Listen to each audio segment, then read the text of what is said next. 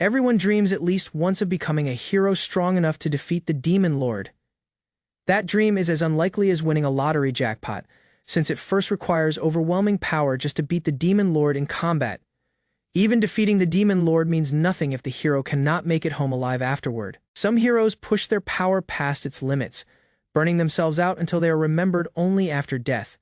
Even a hero who survives and returns home safely often becomes feared for holding strength greater than the Demon Lord itself, and without careful judgment, fame turns into disaster. Faced with all these outcomes, a young swordsman is left wondering what path he should actually take. He stands quietly in a grand hall, lost in thought. He belonged to a team of 5 SSS rank adventurers known as the Children of Miracles, who once fought as part of the Demon Lord punitive force. 5 years pass. The story shifts to Alvenis, capital of the Alvein Kingdom, where a small guild house called the Silver Water Jug Arbor sits on the 12th Street. Inside, the guild's owner, a young man, sits alone as his elf maid brings out a bottle of fine wine. Though he reminds her not to call him master while they're on the shop floor, the maid teases him about what she should call him instead, hinting that being addressed a certain way might come with its own kind of punishment. She scolds him for waiting 5 years, revealing that beneath her disguise she is the very Demon Lord they once defeated.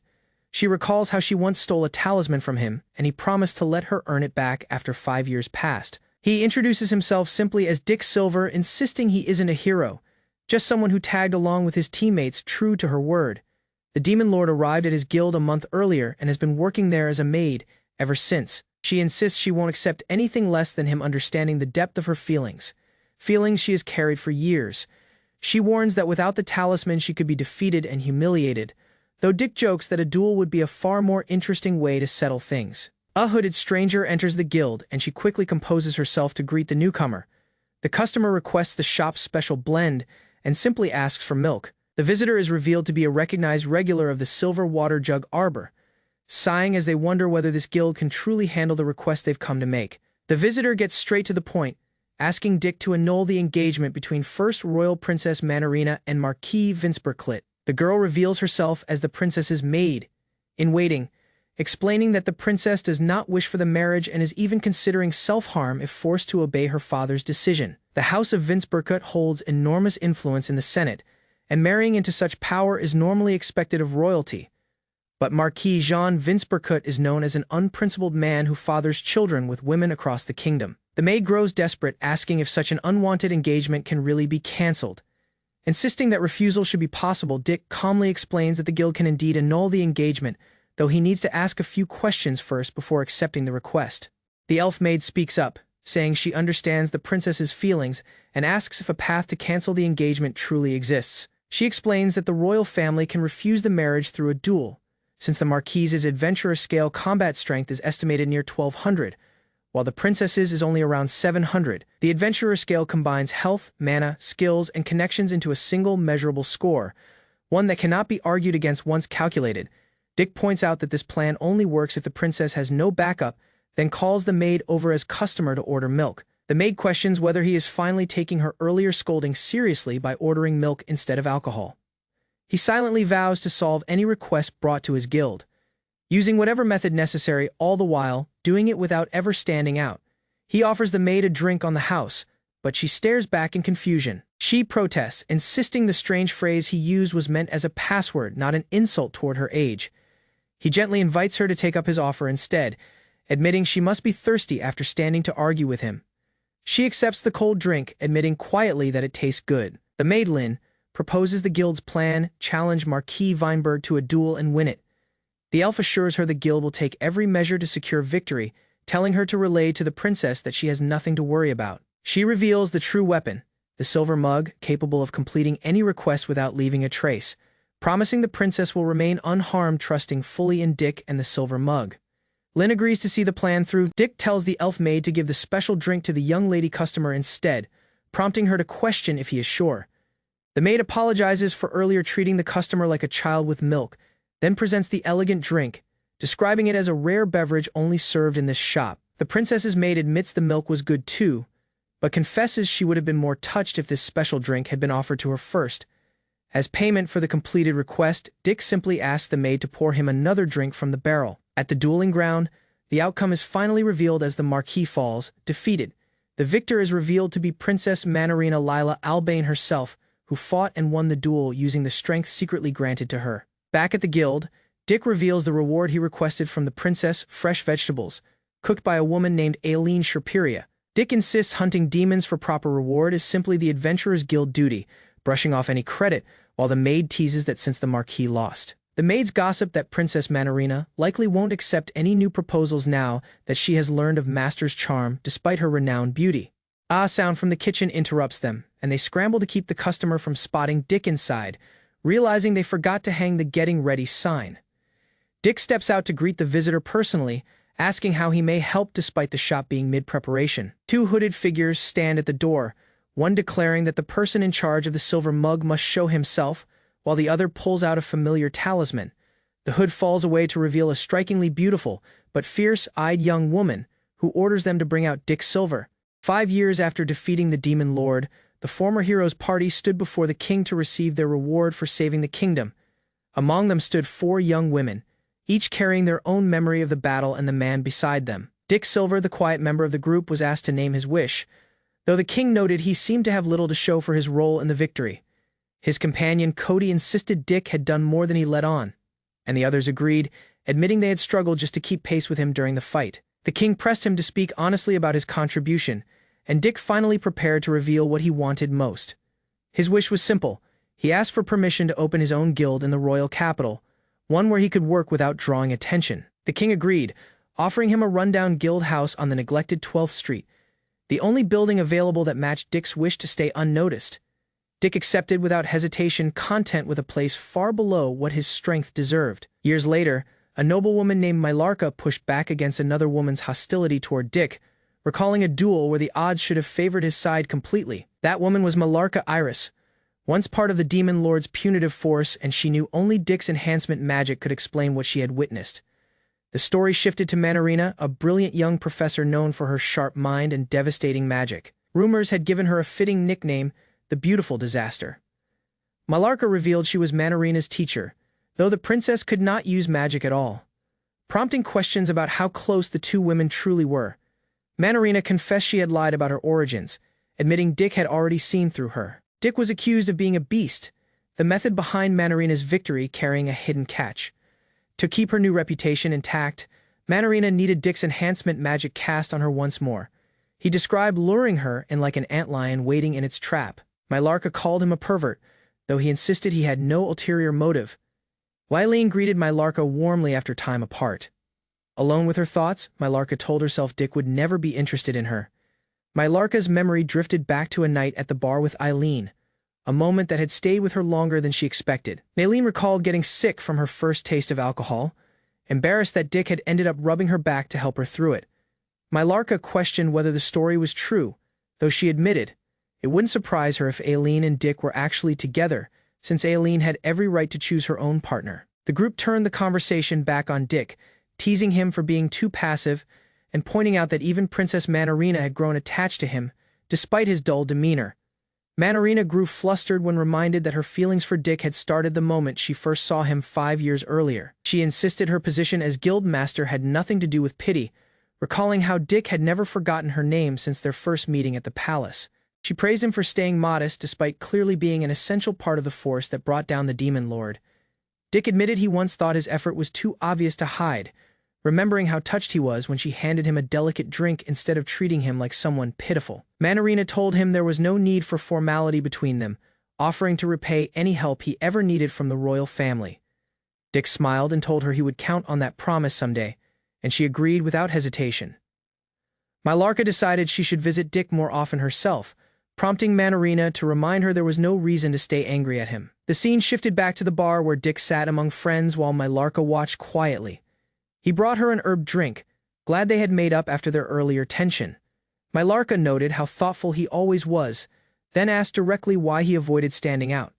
Dick brushed off the question, insisting there wasn't much reason behind it, though he clearly always chose the roundabout path. The story shifted to his childhood, where a boy stronger than most had been raised in a quiet countryside villa, and told never to use his strength. One day, a magical beast attacked the village. The boy defeated it alone using nothing but a broken branch, saving his friends in the process. He walked away without a single wound, an outcome no one expected. After that day, the child was left completely alone. Villagers began treating the boy as dangerous, isolating him so completely that staying on the mountain became easier than facing them, a misfortune Mylarka called being late to meet people like himself. Dick admitted this was still just a made-up story, and she praised the child for having the courage to act instead of standing by and doing nothing. He reasoned that preparing carefully in advance would let him avoid standing out. Yet he refused to waste the strength he had been given by hiding it completely. Mylarka poured him a drink, joking that destruction magic might rain down tomorrow given the situation, while she insisted she should be the one serving him tonight. She told him to drink and forget everything that had happened, promising to forgive whatever careless things he had said. The group stood together as friends, bound by history none of the others fully understood. 1 week later, Mylarka's university work came up again, her reputation for destroying test buildings with ruthless efficiency staying intact as ever. Back at the bar, Dick sat drinking alone until a hooded figure asked to take the empty seat beside him and ordered a cold ale. The stranger recognized his magic instantly, connecting it to the help he had once given the princess. She was Cody Elstead, the only male member of the Demon Lord Punitive Force and someone Dick considered a true hero, surprised that his enhancement magic still felt so familiar to her. They joked about being regulars at the same bar, teasing that the quality of the ale was the only reason either of them kept coming back. Cody's tone shifted, admitting she doubted he'd come only to drink, confessing she felt outmatched by him and that this was a request only he could fulfill. She asked directly for his help defeating the fire dragon, an unexpectedly dangerous task that left him wondering how he could manage it without drawing attention. The appeal extends Dick at the association to defeat a flame worm, but doubt emerges regardless his skill. Details shows the worm lately seemed beside the metropolis, creating pressure and worry. A follower offers as Dick assesses the condition and weighs the dangers present. An A rank party earlier faltered, expressing the dragon's power and the threat of the task. Roll surpasses wariness, going Dick to agree and ready to answer. Talk shows a link to the king, making Dick to doubt greater help. Ada girl linked to nobility emerges, seen as the king's child joined by companions. They reach at the silver jug, coming Dick silently within the association hall. Single presents self as a royal warrior, as the location permits secrecy lacking, showing name. Watching carefully, Dick spots a likeness among Pear's sisters, indicating a secret family bond. The team nears Dick, indicating no reason to dispatch association people outside, as speaking him straightforwardly, power is disclosed across assured assertions, expressing their powers match a rank fighter's. They appeal details rather of help, rejecting to depend on his energy regardless the threat. Strain stands as motives turn steady, highlighting devotion and resolve determined. They choose to pursue the flameworm bodies, guided by duty and private plans. Dick hears his partnership is suggested, but he discovers the account partial and stays doubtful. Focus changes to plan, highlighting the reason to examine the dragon's conduct earlier fighting. A guide regarding beating the flameworm is showed, giving training to help their strategy. Suspicion emerges about its value, although its source from a scholar pulls attention. Discovering its author prevailed regardless lesser level, they start re-evaluating its use. Suspicion moves as the notebook's assertions appear doubtful, rendering its material hard to faith. Wonders arise regarding the author's power as beating the worm solo emerges improbable. Cautious review starts, showing unknown but specific details inside the writing. Attention builds as the study displays accurate, realizing outside usual practice. They find particular patterns of the worm. Seeing the records could grip sound knowledge. Dick shows he had previously studied the flame worm, startling the companions with earlier awareness. He states the threat stays great, but the journal can yet help their task. Focus changes as he weighs boosting the warrior earlier the hunt starts. The team recovers attention as Dick stays easy, behaving informally regardless the grave condition. Instructions are created as strain softens somewhat, although readiness for the next fight proceeds. Dick offers unique drink from a mighty creature, describing it boosts power across mana. He urges its apply with supplies, keeping a calm manner as companions respond variously. Doubt emerges, but the team carefully receives and tries what is offered. Following sampling, strain eases as the results show beneficial and suitable. With faith growing, focus comes to the journal. Although terms for its apply stay uncertain, conditions are set, as the worm intent be restrained as evidence is reverted to the association. Reward is considered, but the attention stays on finishing the hunt itself. Moment moves and readiness progresses towards carrying the prepared plan. They examine the dragon's conduct, learning habits as questions regarding victory stay, Worry builds over the powerful attention on the worm, suggesting that greater motives back the task. Toubatsu shows a private aim, seeking to encounter someone she strongly respects as requesting progress.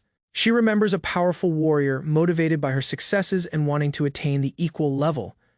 Her real reason appears. Seeking awareness to alter her condition and guard her parent, resolve lands as preparations maintain, with attention set on the coming hunt. The team recognizes her determination, gaining fresh reason as the task pulls nearer. Dick palms item over, preparing a last stay earlier the task starts.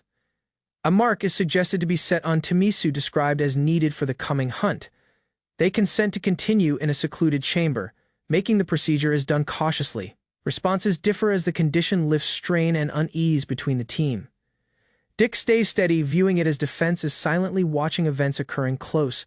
The procedure starts as Toubatsu readies, realizing the value of performing the appeal. She takes piece of her attire, expressing mild awkwardness but keeping calm. The marking begins, making unease as she bears the process. Agony worsens momentarily as the showing is finished, needing her to stay yet. Later, she improves, although sudden results depart her startled and unclear. Worry remains as the team thinks on latest incidents, as strain silently mounts about their task. The following morning, they reach the woods, depending on the learned strategy and collected awareness. Resolve hardens as Toubatsu readies self inwardly for the trial forward. At the dragon's den, readiness finishes and the hunt starts as the danger ultimately emerges. On the morning of the Flame Worm mission, Dick remains within the Shut Association, quietly sipping as Verlaine proceeds her roles. Verlaine spots his especially cautious readiness and observes him carefully. She remembers how his mana frail quicker than anticipated the prior evening, creating worry. Dick asks his regular beverage and arranges a knowing following single while. Verlaine thinks that his focus is above, not alert on the lost charm. Verlaine stays near to Dick, expressing silent faith as staying alert to his state. At the Belfrin Woods, a team waits beside a pool, preparing for the flame dragon's arrival. A odd glow appears, attracting their focus as unease moves between them. Abrupt motion gives the silence, making the team to respond rapidly. The flame worm stands from the pool, opening its wings as strain mounts. The team recalls a planned fire on the dragon's patterns, preparing to use its limits as giving positions. The cause warrior rushes ahead, attracting the dragon's focus and starting the strategy. As the worm responds fiercely, the team grips roll, hoping for the proper time to move. A distant fighter fires an accurate arrow as the warrior maintains the worm occupied. The strike hits, breaking the dragon's breathing as the warrior pushes ahead to complete the attack. The team proceeds striking as the worm responds fiercely, making them to maintain force as dodging its moves. The worm accepts air, then plunges inside way with power, hitting towards the position. A note of strategy shows the weaknesses of fire, base strikes, and the use of burst arms. Applying awareness of its habits, the warrior responds and hits a powerful blow on the worm. The worm fades and drops itself. As the team readies to move jointly, the team targets the belly of the worm, continually hitting to weaken its guard. Their combined strikes start to employment, gradually driving the worm towards a arranged snare. Steady force maintains the worm, trying as distant help maintains firm focus. Assurance builds between the fighters as they see their edge. A critical blow hits great, making the worm to cry as the fight approaches its turning stage. The team maintains force as the trapped worm fights strongly, making them to remain alert and maintain combined strikes. Abrupt retaliation gives their line, driving single warrior inside threat. The blow hits, departing her injured as the price of a one error turns plain. Yui falls, trying to withstand the agony as different girl remains near. Concerned regarding her state, Dick Silver faces a worm close, seeing the threat as the beast readies to blow. He fires a unique arrow, but the strike fails. Deflected by the dragon's hardened frame, changing his method, he progresses and pulls the dragon's attention. Attempting to handling the condition, the worm responds fiercely, driving rubble scattering and hitting him with strong power. Yui stays frail as the worm nears, as her ally remains near her. A feline fighter stands regardless wound, holding her blade. Different friend supports her choice, readying a barrier to stop the dragon's fire and create an opportunity to flee. They remain jointly on the worm, holding their position as force mounts with each next time. The worm strikes anew, making them to withstand as their power starts to vanish. The fighter confronts the worm solo, shaken by dread as recollections appear. Abrupt understanding focuses her attention and she lifts her barrier. The worm releases a mighty breathing, racing throughout the position as she rushes ahead, lacking halting. Fire slam on her guard, making her frame inside as she tries to endure the force. The power knocks her way, departing her wounded, and still as the fight extends a dangerous stage, Raya rests wounded as her companions hurry to her aid, glad to notice her yet safe following the violent fight. She recovers awareness, expressing resolve regardless her state as the companions verify their security. Her injuries are checked, creating worry regarding the remaining results of the dragon's strike. Close. The worm rests bound, frail, and failing to shift beneath strong bindings. The result turns plain as the way applied to restrain the worm is disclosed. The battleground lands as the worm stays bound. As the fighters remain inside the damaged position departed back, she examines the broken barrier, seeing it hardly endured the dragon's immense energy. A weak glow emerges close, attracting her focus as item odd starts to shape. Awareness moves throughout her confront as recollections appear, linking the appearance to someone known. She crouches and extends forth, shaken by the chance that someone wandering could have reverted.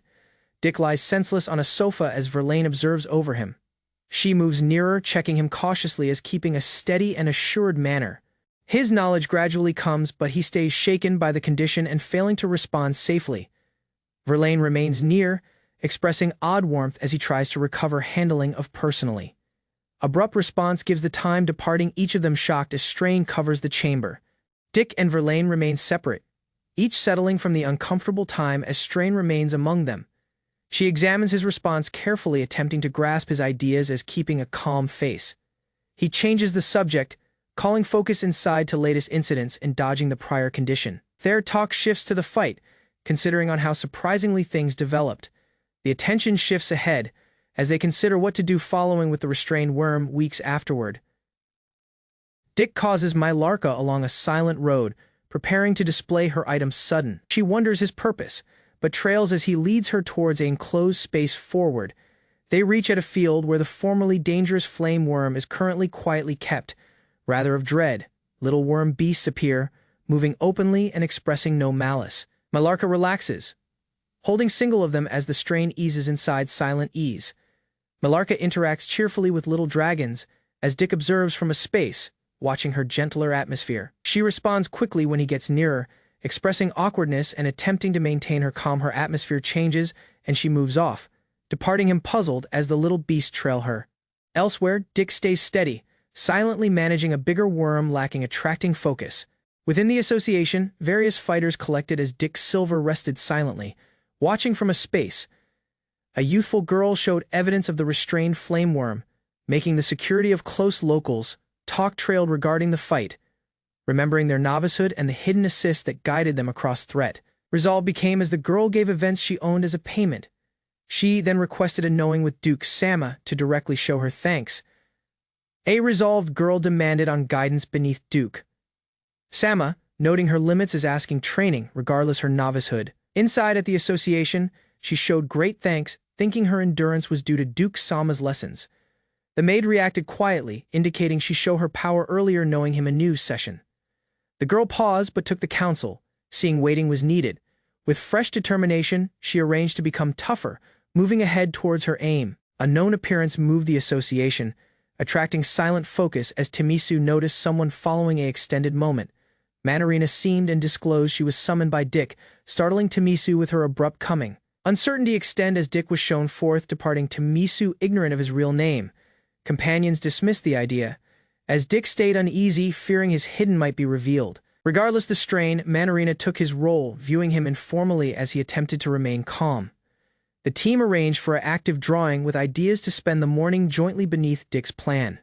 Within the association, people described beverages, forming an easy and lively mood about him. Focus turned as someone suggested at later duty linked to his secret name. Dick displayed uncertainty, trying to grasp the condition as companions observed quietly. Afterward, a playful time trailed as a teasing idea was created, soothing the prior strain. Jointly, they joined palms, silently noting the issue had ultimately been decided. Evening filled the city as the association bar remained active. Dick drank silently as watching companions. A lively girl ordered beer close shortly following. She shifted nearer and accepted a place near him. Her efforts seemed easy and free. Dick gave her quiet recognition. She reacted with comfort, expressing reduce in his appearance, backed the response. Talk regarding positions and rank gained focus. Dick thought quietly, seeing her skill. Talk turned towards and shelter on the church edge. Worries arose as the director's state declined, departing the kids restless. Facts grew, showing a mysterious sickness and rising whispers. A odd appearance linked to a state was noted. Doubt grew as the place turned plain. The shelter was seen as the probable cause. Dick came and observed the kids beyond earlier coming the structure. Within, he saw a silent person beside the shrine. Feeling item odd, Dick encountered the cleric within the chapel. She disclosed she had predicted his coming and silently revealed her name and powers. They rested jointly, considering on the history. Moment had passed, but comfort stayed among them. Yuma described her present condition quietly, indicating an alter inside self. Dick heard as discussing the orphanage's condition and her duties. Her face turned, showing worry. Dick felt item greater back her speech. Yuma bowed her face, trying to answer. Dick noticed the change in her conduct and asked her alter. Doubt trailed as she attempted to talk. Dick observed carefully, feeling item grave. She ultimately confessed missing the skill to apply her energy. Feeling showed as she disclosed her state. Understanding hit Dick as he linked her speech with the history. Yuma tried to move regardless as Dick reacted rapidly, halting her rash purpose. Yuma became unsteady, attempting to apply holy energy regardless her state. Dick rapidly stepped, stopping her from driving self more afterward. He moved beyond and thought on her history. Her difficulty stayed uncertain, but her conduct had not shifted. Following soothing her, they described a short, silent time. Dick weighed how hard her condition must be. Shortly, he departed with determination. A strategy grew as he chose to move for Yuma's benefit. Association people told the chapel regarding the silver water jug arbor and its code following pair weeks. A person called Grenadine Manifrose came with his child, requesting assist about her state. Yuma's family directly arrived, startling those nearby and raising the gravity of the condition. They described she abruptly fell, departing her in agony as the reason stayed mysterious. The association took the appeal and started preparing to examine and treat the sickness rapidly. Following session, the team realized that Yuma's state was grave and needed focus. Various allies collected, expressing worry as noting the odd type of her sickness. A strategy was proposed for Yuma to remain night-long with them at different places for nearer monitoring. He silently weighed the plan, believing them as choosing to stay inside from straight help. Regardless doubt, he decided to assist from the secret lacking, showing his link to the condition. They considered his habit to respond intensely to compliments, seeing a gentler aid under his regular conduct.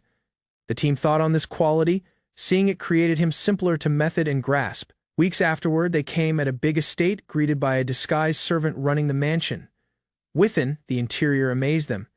Attracting silent amazement from the guests, the huge interior departed them, watching the size. Seeing it far surpassed much they understood. The servant arranged rooms on the upper level and questioned them to relax as meal was prepared. They talked informally, viewing him as a capable servant as calming inside the estate. He reacted uneasily, feeling the condition was easing outside his plans. The talk shifted grave as faith and motives were silently explained. A steady time trailed where belief and comfort softened the mood between them. Yuma felt item odd, seeing a weak appearance that sensed restless and required soothing. The mood appeared easier following her blessing, but signs of a secret intent yet remained inside the estate. He silently noticed the condition was not as easy as it seemed. Focus turned as in sudden appeal guided to an uncomfortable condition needing his help. They shifted to different chamber where he arranged to help regardless plain unease. She paused, describing her faith stopped near touch. Although she displayed certain faith in him, he led the companions off, forming room as telling events would be done safely. The condition became uncomfortable as she rested, departing him to continue cautiously. Resolve overcame doubt, and he alert completely on soothing her state across his efforts. Shortly, steady reverted as each relaxed calmly, as he maintained space and ensured her safety. She reacted to the care, feeling ease as the unease slowly eased from her frame. He observed silently as she showed faith in someone able of curing like him. Her ideas disclosed admiration for that person's care and wish to assist companions. Although unclear of her personal powers, she kept trying to help people earnestly. With the care finished, her state better, departing her frame easier, and her heart calmed following ending the care. He departed the chamber as she relaxed, choosing to ready for the following step. As moving across the estate, he noticed no single else might be within except their team. Doubt became as he reached the stairs going to the loft. A silent appearance seemed over waiting solo in the dark room. He moved carefully, facing the mysterious person and asking their appearance. He confronted a mysterious girl stating linked to the mansion's first owner household. Beatrice Storn, a past aristocrat, emerges inside a silent estate. As Dick thinks on buying the strange estate, knowledge of each incident within the estate is disclosed. Making worry as Dick wonders her awareness, doubt stands when motion is rejected, regardless questions regarding secret appearance. Presence is described as item extend across the estate nearby in each room. Her meaning is displayed as an entity tied to watch and protect the estate. Beatrice proceeds performing her role, remaining loyal to the estate regardless her family's departure, as Dick responds in shock. Awareness develops as Dick understands she is a ghost tied to the estate, silently keeping its appearance. Worry emerges, but her presence continues, failing to vanish as her meaning stays incomplete. Wish remains as she wishes to remain, hoping for her family's potential arrival. Above, her appearance is yet sensed, quietly guarding over those within the estate. Talk regarding the mansion's shadowy history disturbs the team, as Beatrice's appearance stays silently recognized. Suspicion and strain appear as Dick rejects overstatement, meeting doubt from the companions. Worry moves when Yuma feels item odd. Although no plain threat is proven, her state is described as personal stress, indicating secret emotions shaping her condition. Focus changes to Dick as uncertainty builds over potential strain aimed towards him. Yuma builds uneasy, refusing the idea of driving the ghost off as her emotions turn unsteady. Realizing of spirit emotions is raised, easing the talk towards compassion rather than dread. Account regarding leading spirits settles the condition. Although Yuma's state proceeds to decline, consent develops hesitantly, but strain stays clear between them. Abrupt appearance moves inside the estate, suggesting that item greater has begun to respond. The team rests in the tub, attempting to reduce prior strain as comforting each other. Teasing conduct starts, making mild awkwardness as private room is crossed. Vitality changes inside confusion when Yuma is abruptly seized, disrupting the steady mood. Teasing and teasing maintain, easing the atmosphere regardless remaining unease. Beyond, Dick remains solo as the team stays within. Their active appearance persisting inside the estate, Dick thinks on the mansion's history, feeling no malice from Beatrice as considering different secret reason. Shadowy shapes collect beyond, showing incoming danger that rapidly pulls his focus. Pressure mounts as he readies to move. But motion within breaks his attention. Yuma abruptly emerges, forming uncertainty and disrupting the strain transfer. Knees replaces pressure, but threat stays nearby outside the estate grounds. Dick army personally to move regardless the uncomfortable condition. Centering on the coming threat beyond, Nailene launches and strike, but the dark foes stay unharmed, departing the team at a weakness. Focus shifts to Yuma as companions depend on her skill to determination the rising danger. Shadowy spirits encircle her, moving in as Dick readies to intervene. A wave of energy fires, showing many wandering spirits collected inside the estate. Yuma starts cleansing the spirit easily, freeing their spirits lacking chanting as keeping a steady appearance. A mighty pulse moves outside, guiding the purified spirits off from the estate. Ease trails as she feels calm, seeing the move of leading spirits carries her meaning. A silent time develops, expressing the value of her position as Dick observes carefully. Attention changes anew as the team readies to shift, aware Beatrice yet remains above in the estate. Dick comes, flustered as Yuma and Aileen quickly shield bodies, the condition calming following the prior incident. Shortly following, Yuma changes and moves towards the loft where Beatrice silently expects their coming.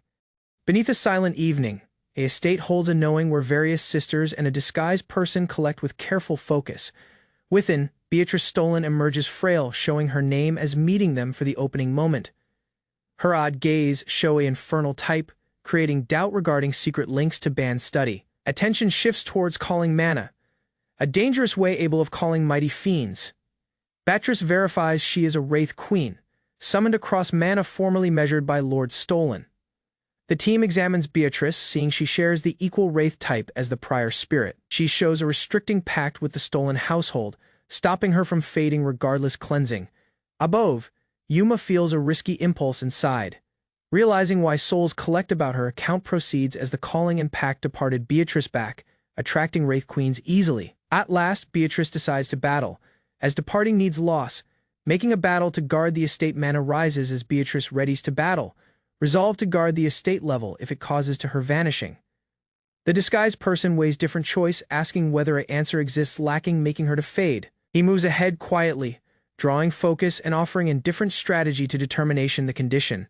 Facts emerge that solely a fiend lord can break similar a pact, tied by firm laws and penalty. The companions respond with shock, seeing the answer could require the appearance of a fiend lord. A calm lady shows self as the fiend lord, startling the companions with her steady statement. Different states her position inside the fiend lord's army, giving a method to free Beatrice from the pact. Beatrice observes the team, asking the appearance of several notable people collected jointly. A strategy develops to steady Yuma's energy, letting souls and the mansion's mentor to remain calmly. Beatrice confronts the disguised person, feeling rising as she hears to the offer that might alter her future. Beatrice pauses, asking if she might just vanish, thinking her presence solely carries harm to people. Yuma softly extends forth, telling her that her spirit is not destined to fade and yet grips meaning. Their palms take nearer, considering Beatrice's extended isolation as hoping for the stolen household to arrival. Relief comes as Yuma holds her, soothing the solitude that had covered Beatrice for ages. Shaken, Beatrice gives way, silently confessing she has hardly displayed similar weakness earlier. Beatrice tries to maintain her shape, confessing her frame fades and could vanish with the next dawn. The disguised person states she needs routine vitality. Although gaining someone ready stays unclear, he weighs the condition cautiously, knowing that taking similar in proposal might cause to cleansing dangers. A glow idea emerges, easing the strained atmosphere as different potential answer is suggested.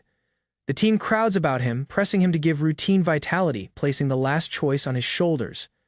The disguised person consents to assist, giving his routine vitality as Beatrice softly asks a little share. He moves off to ready, departing Beatrice hoping as the strategy silently shifts ahead. Afterward, he lies in his chamber, drawing determination earlier the last stay. Beatrice emerges earlier him, her shape shifting as she readies to take routine vitality. With silent resolve, she questions him to remove politeness as the time ultimately starts. Beatrice pauses, asking for a softer method as she tries to describe how she seeks the procedure done.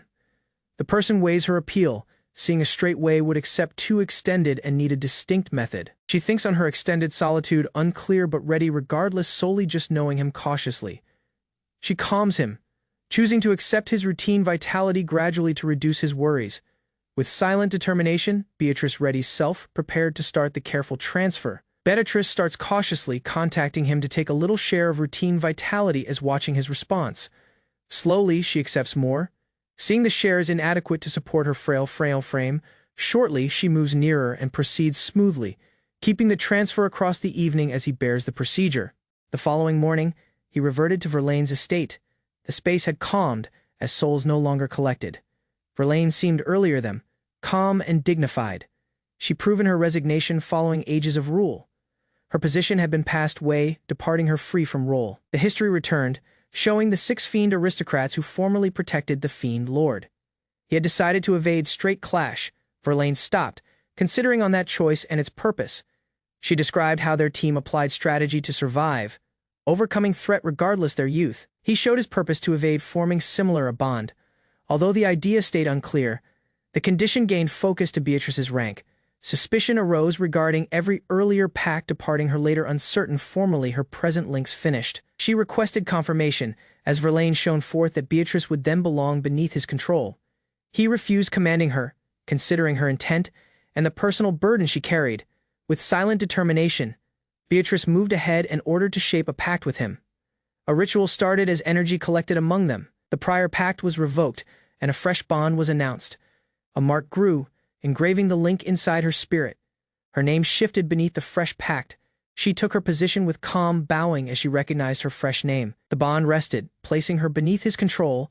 Although its purpose stayed complex, unease remained, but each side shifted ahead, preferring to agree their fresh relationship. They moved beyond the estate, changing to their fresh positions. She noticed a mild alter in his state. He described the condition quietly, mentioning the transfer of his energy lacking worry. From a great view, their ideas drifted, and he reminded her to accept care of self. That evening, he relaxed. Thinking events was rested, although questions remained in his mind. Surprisingly, someone moved his chamber, coming silently as he reacted in shock.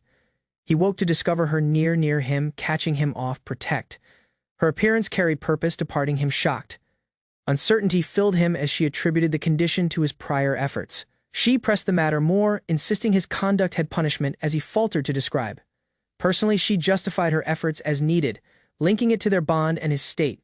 With determination, she started transferring energy anew, performing her position as he stayed shaken. He reacted in surprise as her efforts turned more intense, departing him failing to remain steady.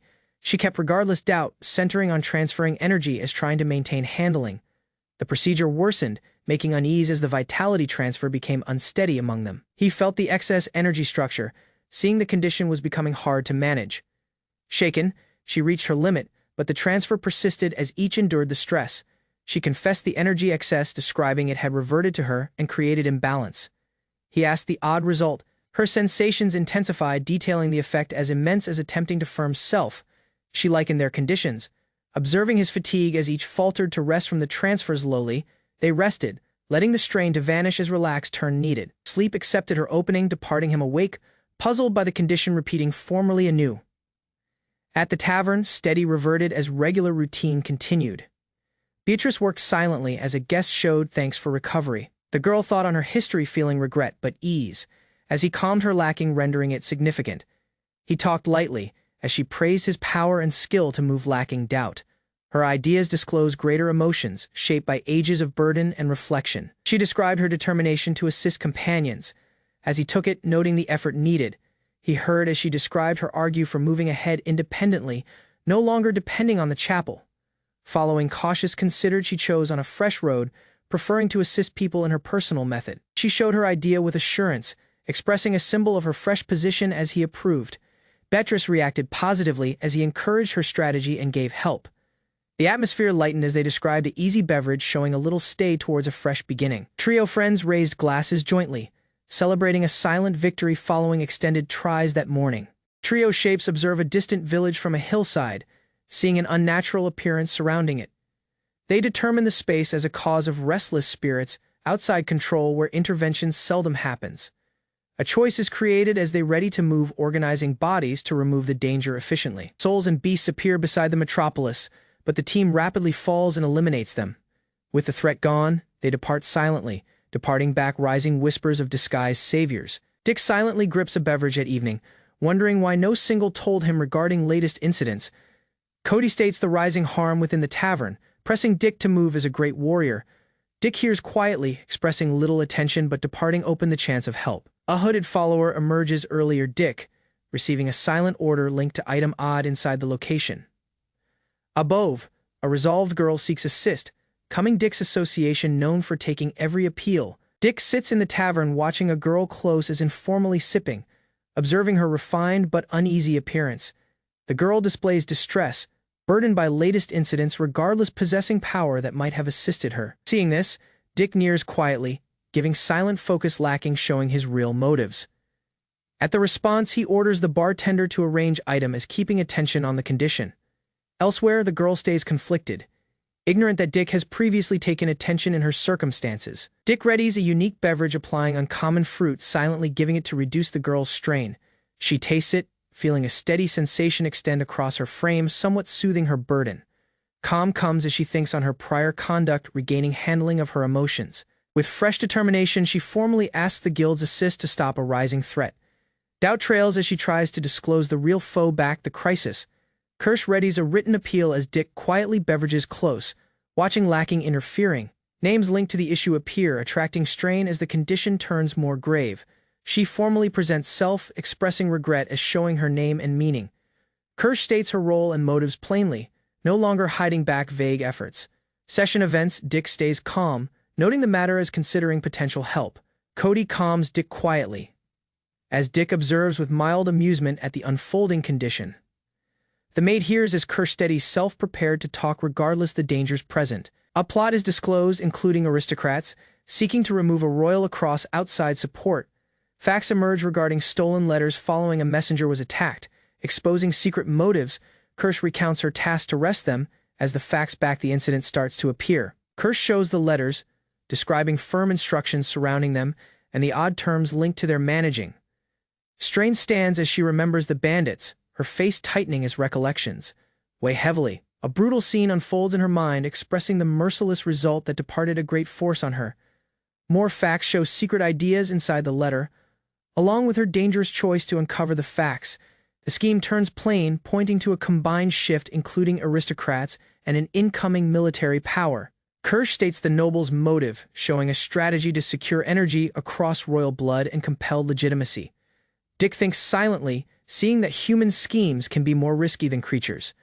The maid hears carefully, realizing the gravity as watching Dick's response. Kirsch admits the size of the danger, aware it surpasses what she can handle, so Dick ultimately responds, choosing to accept duty, taking the appeal to guard the royal. The maid confidently assures Kirsch that the association intent completely determination her issue lacking fail.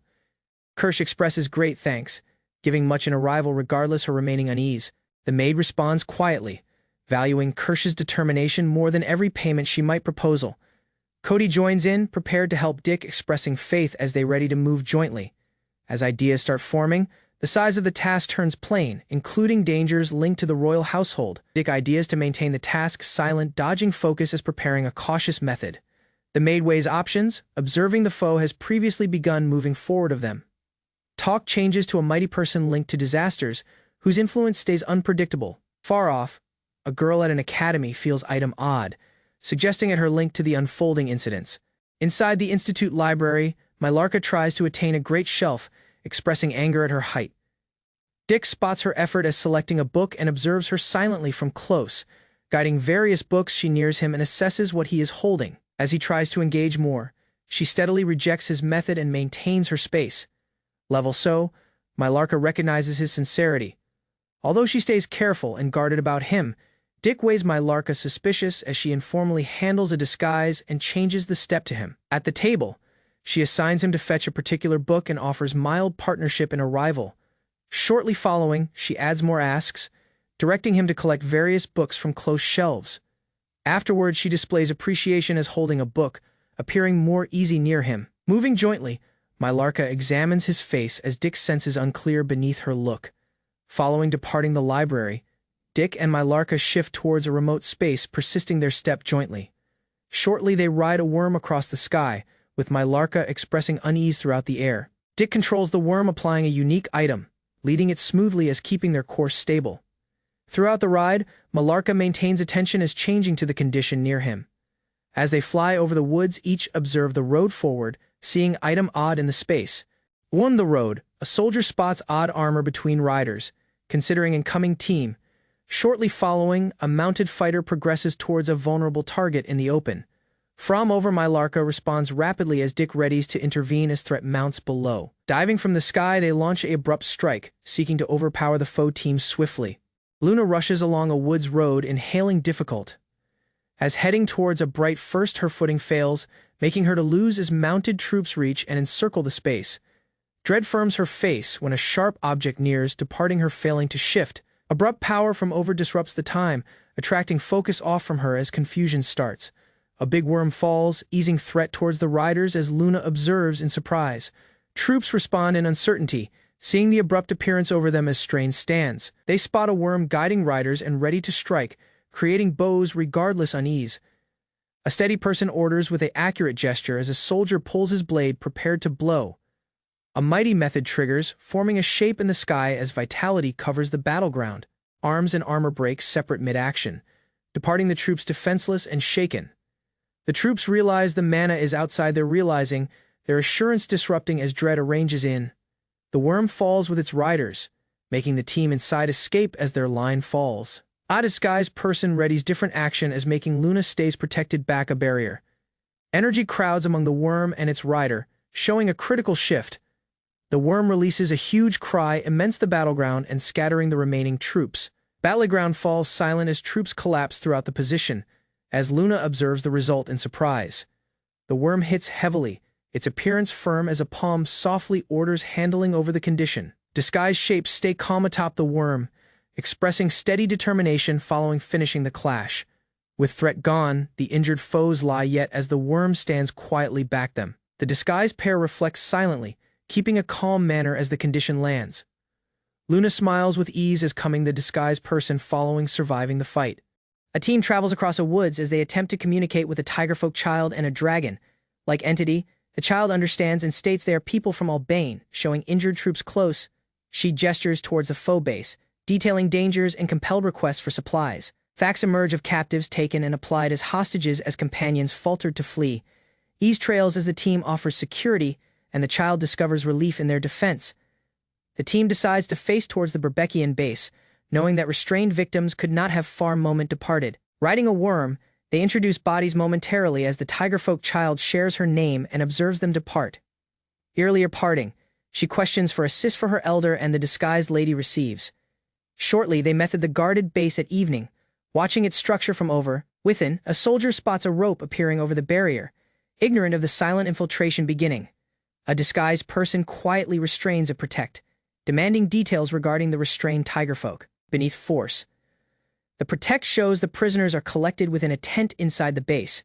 Quietly, the intruder ensures the person intent forget and stay asleep later. The protect falls, departing the infiltrator moving openly along the camp's edge. Cautiously, he slips inside the tent as different protect stays ignorant close. Within the tent, tied beastmen remain as a soldier asserts handling and announces their future. Strain stands when single captive fights, attracting the soldier's anger. Lacking doubt, the soldier applies a whip to enforce obedience. A tigerfolk girl braces self as penalty starts, expressing dread but endurance. Abruptly, the disguised intruder strikes the soldier way, startling all and stopping the abuse. The disguised person shows he arrived following session events, telling the captives he intends to rescue them. He warns them to remain inside, preparing to create a road forth regardless the threat. Attracting his sword, he crowds energy, centering quietly as the companions observe. With a one blow, the barrier shatters beneath immense power. Fragments scatter aside, opening the method as the captives remain in stunned quiet back him. The captives start escaping towards the woods as the disguised person remains back to handle the remaining danger. Shortly, armed troops encircle him, attempting to stop his road and interest his name. Quietly, he lifts a finger, caution them as drawing energy. A erupted of power erupts, immense the troops and making them inside immediately. Over the battleground, a worm falls beneath the moon, showing the following phase of the attack. A huge magic falls upon the stronghold, covering the base in measured damage from over troops' panic, as structures start collapsing beneath the immense power. The disguised person observes quietly as the base is reduced, lacking harming the captives.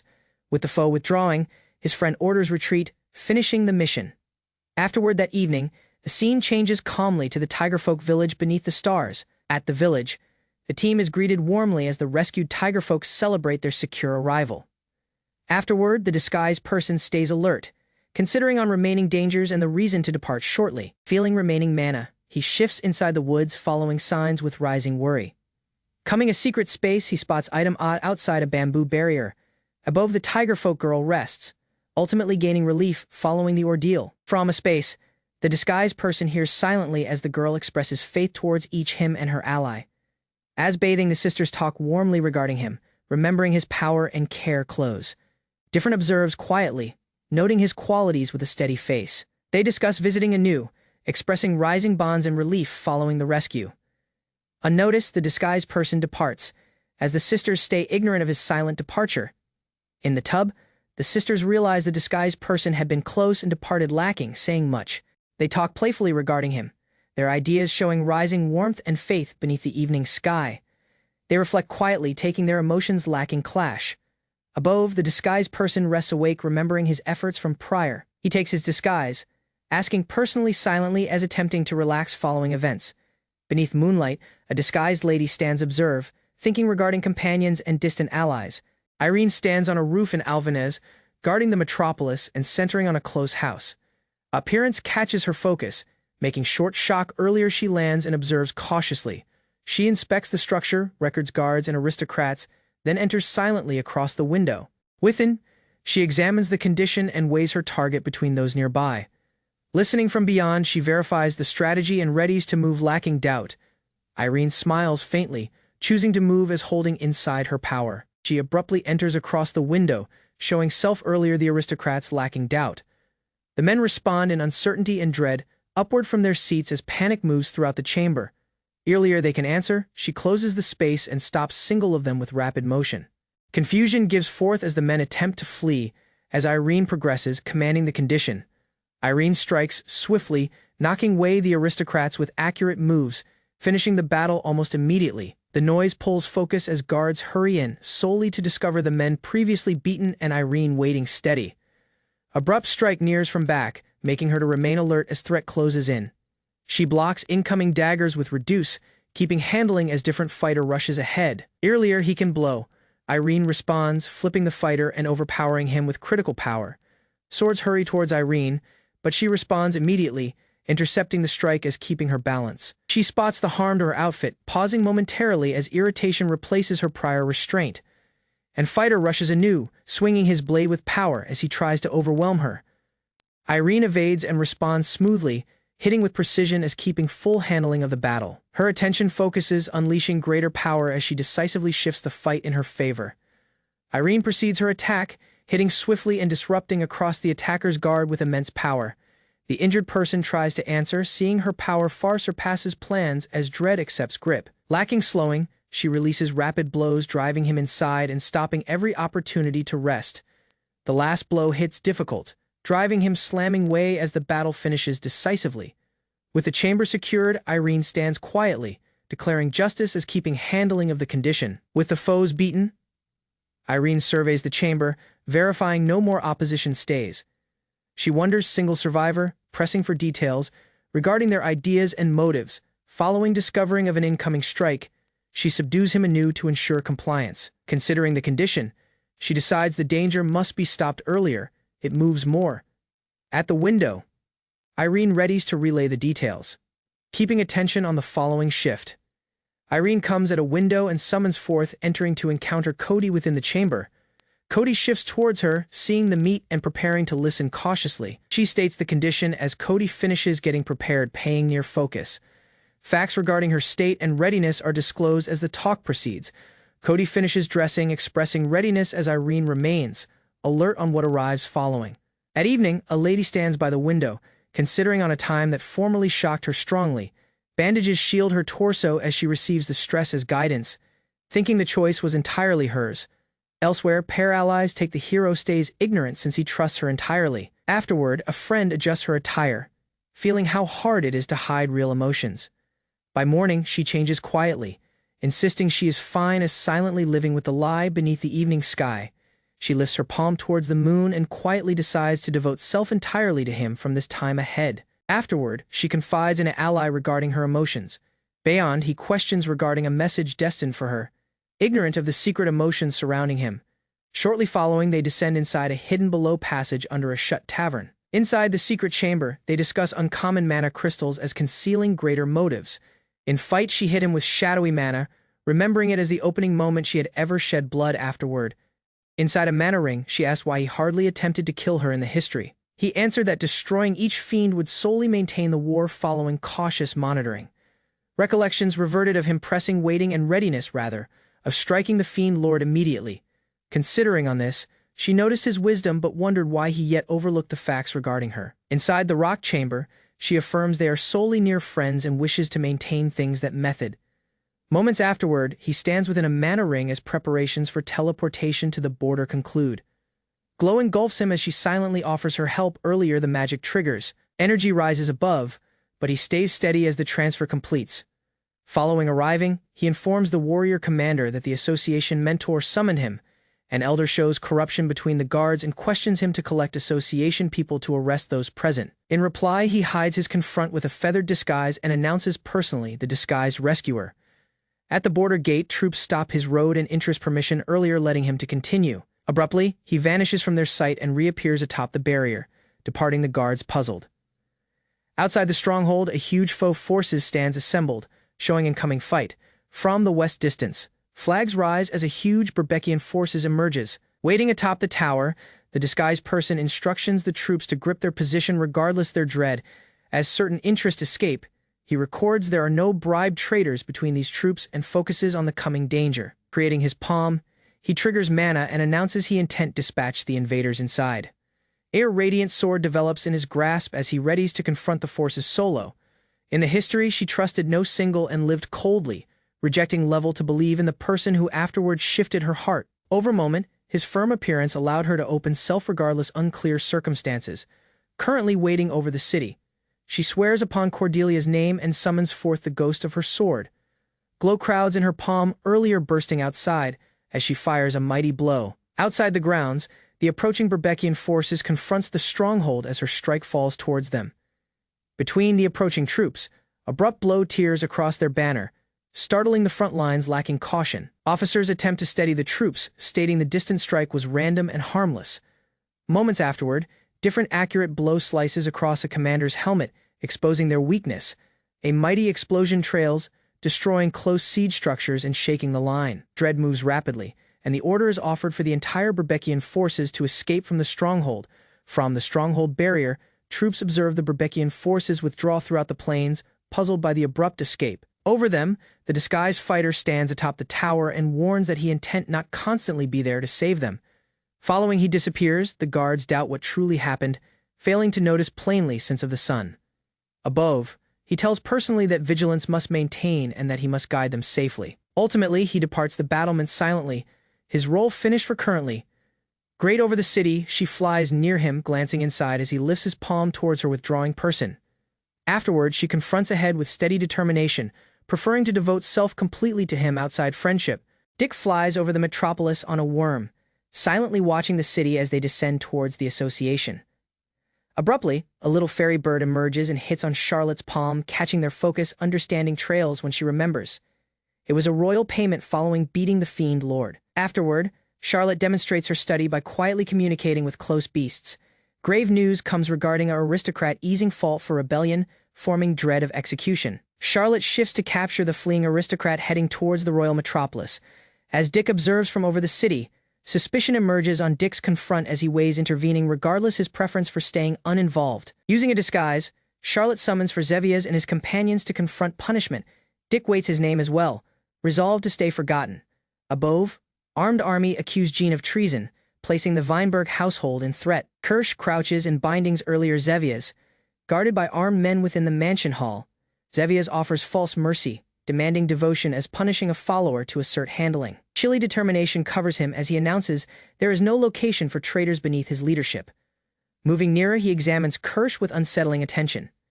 Weighing her value, cruel purpose surfaces as Zevias decides to maintain her safe, intending to claim her as his fighter. Zevias rejects wrongdoing as Kirsch stays tied earlier him, blood showing her quiet resolve firms inside her, as she decides to remain steady regardless of the result. Moments afterward, Zevias lifts his sword and announces her execution in the name of household honor. Surprisingly, the sword builds too strong to lift, departing him shaken and puzzled. A disguised person intervenes, asserting that penalty belongs to the real wrongdoer rather. The disguised association mentor moves earlier Kirsch, facing Zevias as the tied prisoner crouches back him. With a one magic, he crushes the troops' power, departing them fell and failing to resist. A capable swordsman hurries ahead to defend Zevias, making a straight fight. Steel clashes as the fighter lunges at full speed, solely to be stopped easily. Quietly assessing his opponent, the association mentor pulls his ghost sword and readies to finish the battle. The swordsman clashes with the disguised association mentor, but his iron sword fails on immense power, attempting an upward blow. He rushes anew with urgency. In a rapid response, the association mentor throws him slamming inside a barrier, finishing the fight immediately. Watching carefully, he suspects the arms applied are supplied by Berbekia, showing greater help. As the injured troops writhe in agony, the association mentor quietly questions who intent trial him following. Zevias swings desperately, requesting flee, but the disguised association mentor blocks him, lacking effort. Rejecting to yield, Zevias strikes anew, certain he cannot lose to someone junior. Steady certainty answers him as the association mentor announces the difficulty previously finished. A measured magic triggers under them, trapping Zevias inside a destructive mana ring. Shaken and trembling, Zevias falls. Fearing he confronts item outside human energy, Zevias rests beaten as the disguised association mentor dismisses his talk of pride and rejects his insults. Surveying the courtyard, the association mentor states that solely a capable warrior resisted his weakening magic and instructions yield. He crouches near Kirsch and applies curing mana to mend her injuries. As she improves, different captive tries excuses, but the association mentor strikes him way lacking doubt. Quiet trails as he questions if every other traitor stay between them. Freed troops apologize to Kirsch, confessing their dread and uncertainty beneath Zevias' rule. Kirsch states she hardly planned to yield, preferring dying over following a dishonest mentor. Turning to the disguised association mentor, She questions why he stored them regardless the risk. Silent thanks covers her face as she expects his argue. Lacking showing his name, he conditions he merely acted on principle, then departs as they question for his name. Kirsch thanks the disguised association mentor, calling him a forgotten hero as her men remain back her. Realizing moves between the troops as they realize she requested assist from the secret rescuer known as the Forgotten Fifth. Afterward, Charlotte reinforces the deception, offering the disguised protectors as unrelated to their association as Xevious is taken off above. Different disguised lady observes from afar. Single week following halting Marquis Ventsberg's plot, Dick visited the revived estate with his allies to stop last matters quietly. Inside the hall, he organized an official drawing, offering the estate's recovery as keeping firm oversight of the incident. His allies noticed the banquet as acknowledgement of their described efforts in resolving the household's crisis. Official reports credited Dick's critical cleansing for stabilizing Kirsch and rebuilding faith. Afterward, they observed his growth, observing his preference for plan over straight combat. Yuma disclosed her wish to ready a holy location to appease spirits, silently confessing she had been restraining greater emotions. Watching her satisfaction with cleric roles, Dick felt unknown fierceness back her steady face. She remembered cleansing the estate in single evening, remembering the mighty sensation she experienced. Resolved, Yuma announced she would remain near Dick through his former age. Seeing her devotion, Dick concluded marriage must arrive opening, startling all close. The drawing kept as the guests rested, and the servant redirected the talk as preparing refreshments for all nearby. Focus turned towards Cody as the team encouraged him to choose his regular beverage as watching his reserved manner. Following short consideration, he chose to have the equal beer as earlier. Elsewhere, Dick told the servant to ready a proper mixture, especially for Cody. Shortly the meal started, featuring dishes directly cooked by Dick prior that morning. Throughout the meal, Beatrice praised Dick's meals and energy handling. Cody concerned that if Dick indulged her too far, companions might difficulty to maintain pace with his rising focus. Different ally confessed mild jealousy, watching Dick's lack of knowledge towards the effect he had on them. Throughout the table, a lady likened him to an angler who entices but denies gains. Ultimately, Yuma silently questioned for more of Dick's focus, preparing to share her ideas. Throughout the banquet, Dick kept behaving as the disguised servant as formally going the toast. Pressed by the companions, he hesitantly consented to beverage alongside them. Glasses rose jointly, showing different described celebration. Afterward, beneath the evening sky, a lady silently moved his bedroom, aware he would arrival delayed. She approached the bed, prepared to carry forth her secret strategy. Solo in his chamber, the elf lay throughout Dick's bed, knowing the secluded drawing might finish by morning but failing to resist staying there. Inhaling in the cushion's smell, she likened it to daylight and cleanliness. Considering on his firm cleanliness and tireless patterns, she remembered how he cooked, cleaned, and cared for events earlier anyone else, guarding him cause-level powerful allies. She noticed he was no ordinary person regardless her extended routine. Holding the pillow tightly, she took that level, confessing love would hardly create Dick believe her. Solo in his chamber, the elf clutched his pillow, staring at the evening sky and confessing that hoping by self-sense lonely. She remembered departing the Fiend Royal to encounter Dick, level thinking regarding showing her past Fiend Lord self anew. Lately, she had just remained home, driving him off with a silent grin each morning. Holding the pillow tighter, she feared her emotions would solely become tougher. Surprisingly, Dick reverted and apologized for next home delayed, startling her. Shocked by his abrupt arrival, the elf compelled Dick forth of the chamber, holding his pillow and insisting she solely required a time solo. Departed beyond, Dick paused, remembering his promise to create up for next home delayed. Within, she faltered with conflicting positions, aware he did not grasp her emotions or her past name. Dick apologized earnestly, noting each her history as Fiend Lord and her devotion as his maid. Composing self, she softly questioned for a moment to alter. Dick readies for departure as a blonde lady silently hopes for his secure arrival. Feeling threat forward, she observes him move off, believing he intent arrive inside regardless the hidden burden awaiting him. A harsh vision surfaces, pressing dying if corruption consumes him.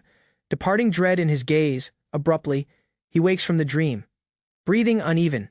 Steady comes when he understands it was solely a dream, calmed by her appearance close. Dick sits at the tavern response as the maid greets him and readies to accept his order. Assured lady questions for his recommendation, assuming it intent be alcohol. The maid quietly tells her regarding the establishment's laws, keeping order within. Celine Laura presents self, showing her troubled history and position as association mentor. Strain softens as they maintain speaking, although Dick stays somewhat puzzled by the condition. Celine moves near to Dick at the response, ignoring the maid's silent disapproval as teasing him openly. The maid restrains her irritation and maintains calm, choosing to tolerate the conduct for currently. Celine changes the subject, asking whether Dick reverted to borrow money anew. Although she assertions business motives, he states his patrol about the royal metropolis and warns regarding beastmen appearing beside villages. Celine tells him that details needs reward, expecting compensation earlier, showing more facts. Dick confidently receives a contest within the tavern, verifying the conditions with a steady face. Single lady emerges in a showing outfit, teasing him as suggesting its secret motives back the trial. Different lady observes carefully as strain stands, and Dick tries to stay calm. Each women consent to compete, shaking palms as he stands among them. Terms are set. Victory grants details as the loser hides tonight's beverages. Celine lifts the stakes by giving self as the wager. The maid accepts handling as judge and officially starts a best-of-5 dice match among Celine and Dick. Evening falls over the tavern as Dick readies for a best-of-5 dice contest, reviewing the easy laws with each woman. They disclose an added state. Each loss needs removing a piece of attire, turning the match inside a dangerous wager. Assurance covers the women as Dick pauses, seeing he underestimated their boldness. Regardless suspicion, he receives the conditions and commits to maintain. The judge moves the container and starts the opening roll. Dick selects level as Celine announces uneven, and the judge raises the container to disclose the outcome. Distracting strain stands when Celine spots his wandering look, but the choice stands dice roll throughout the table as Celine braces self for the result. Dick triggers enhanced vision, tracking each motion cautiously. Noticing the sum turn 4, he verifies level and wins the turn. Celine smiles confidently as the dice roll anew. Knowing Dick's look lacking doubt, each detect each other's motives, and strain thickens as the dice tumble throughout the table. Moisture crowds mid-air as Celine secretly alters the dice trajectory, applying subtle water mana. Dick spots the interference, centering quickly as the dice collide and shift course. Earlier the outcome lands, the judge intervenes, stopping the match to address the suspicious manipulation. The dice stop on single and 4, making 5, giving Celine the first turn. Dick wonders the outcome. As the judge quietly rejects favoritism and recognizes Celine's initial edge, Celine teases him regarding entity lenient, suggesting that momentum could shortly shift. Different roll trails, and she admits difficulty review his motives. As strain mounts, Dick shifts towards Celine, preparing to question item grave. Celine suffers different loss, departing her almost fourth of attire, but she laughs and treats her misfortune as piece of the thrill regardless warnings. She refuses to quit and boldly takes different piece, insisting the game has solely begun. The judge permits it beneath discretion, and each woman maintain undressing as keeping competitive attention. Dick observes, asking how the match escalated outside its first meaning. In the finish, he negotiates to shield Celine's losses and transfer for the promised details. Following the match, the maid insists on managing the result as Dick suggests resting, but Celine refuses to depart, the condition incomplete. Each woman abruptly lean near towards Dick, making him to panic as the strain changes surprisingly. Uncertainty moves as they doubt what he noticed. As he tries to answer plainly, he admits applying enhanced vision, seeing he noticed events throughout the match.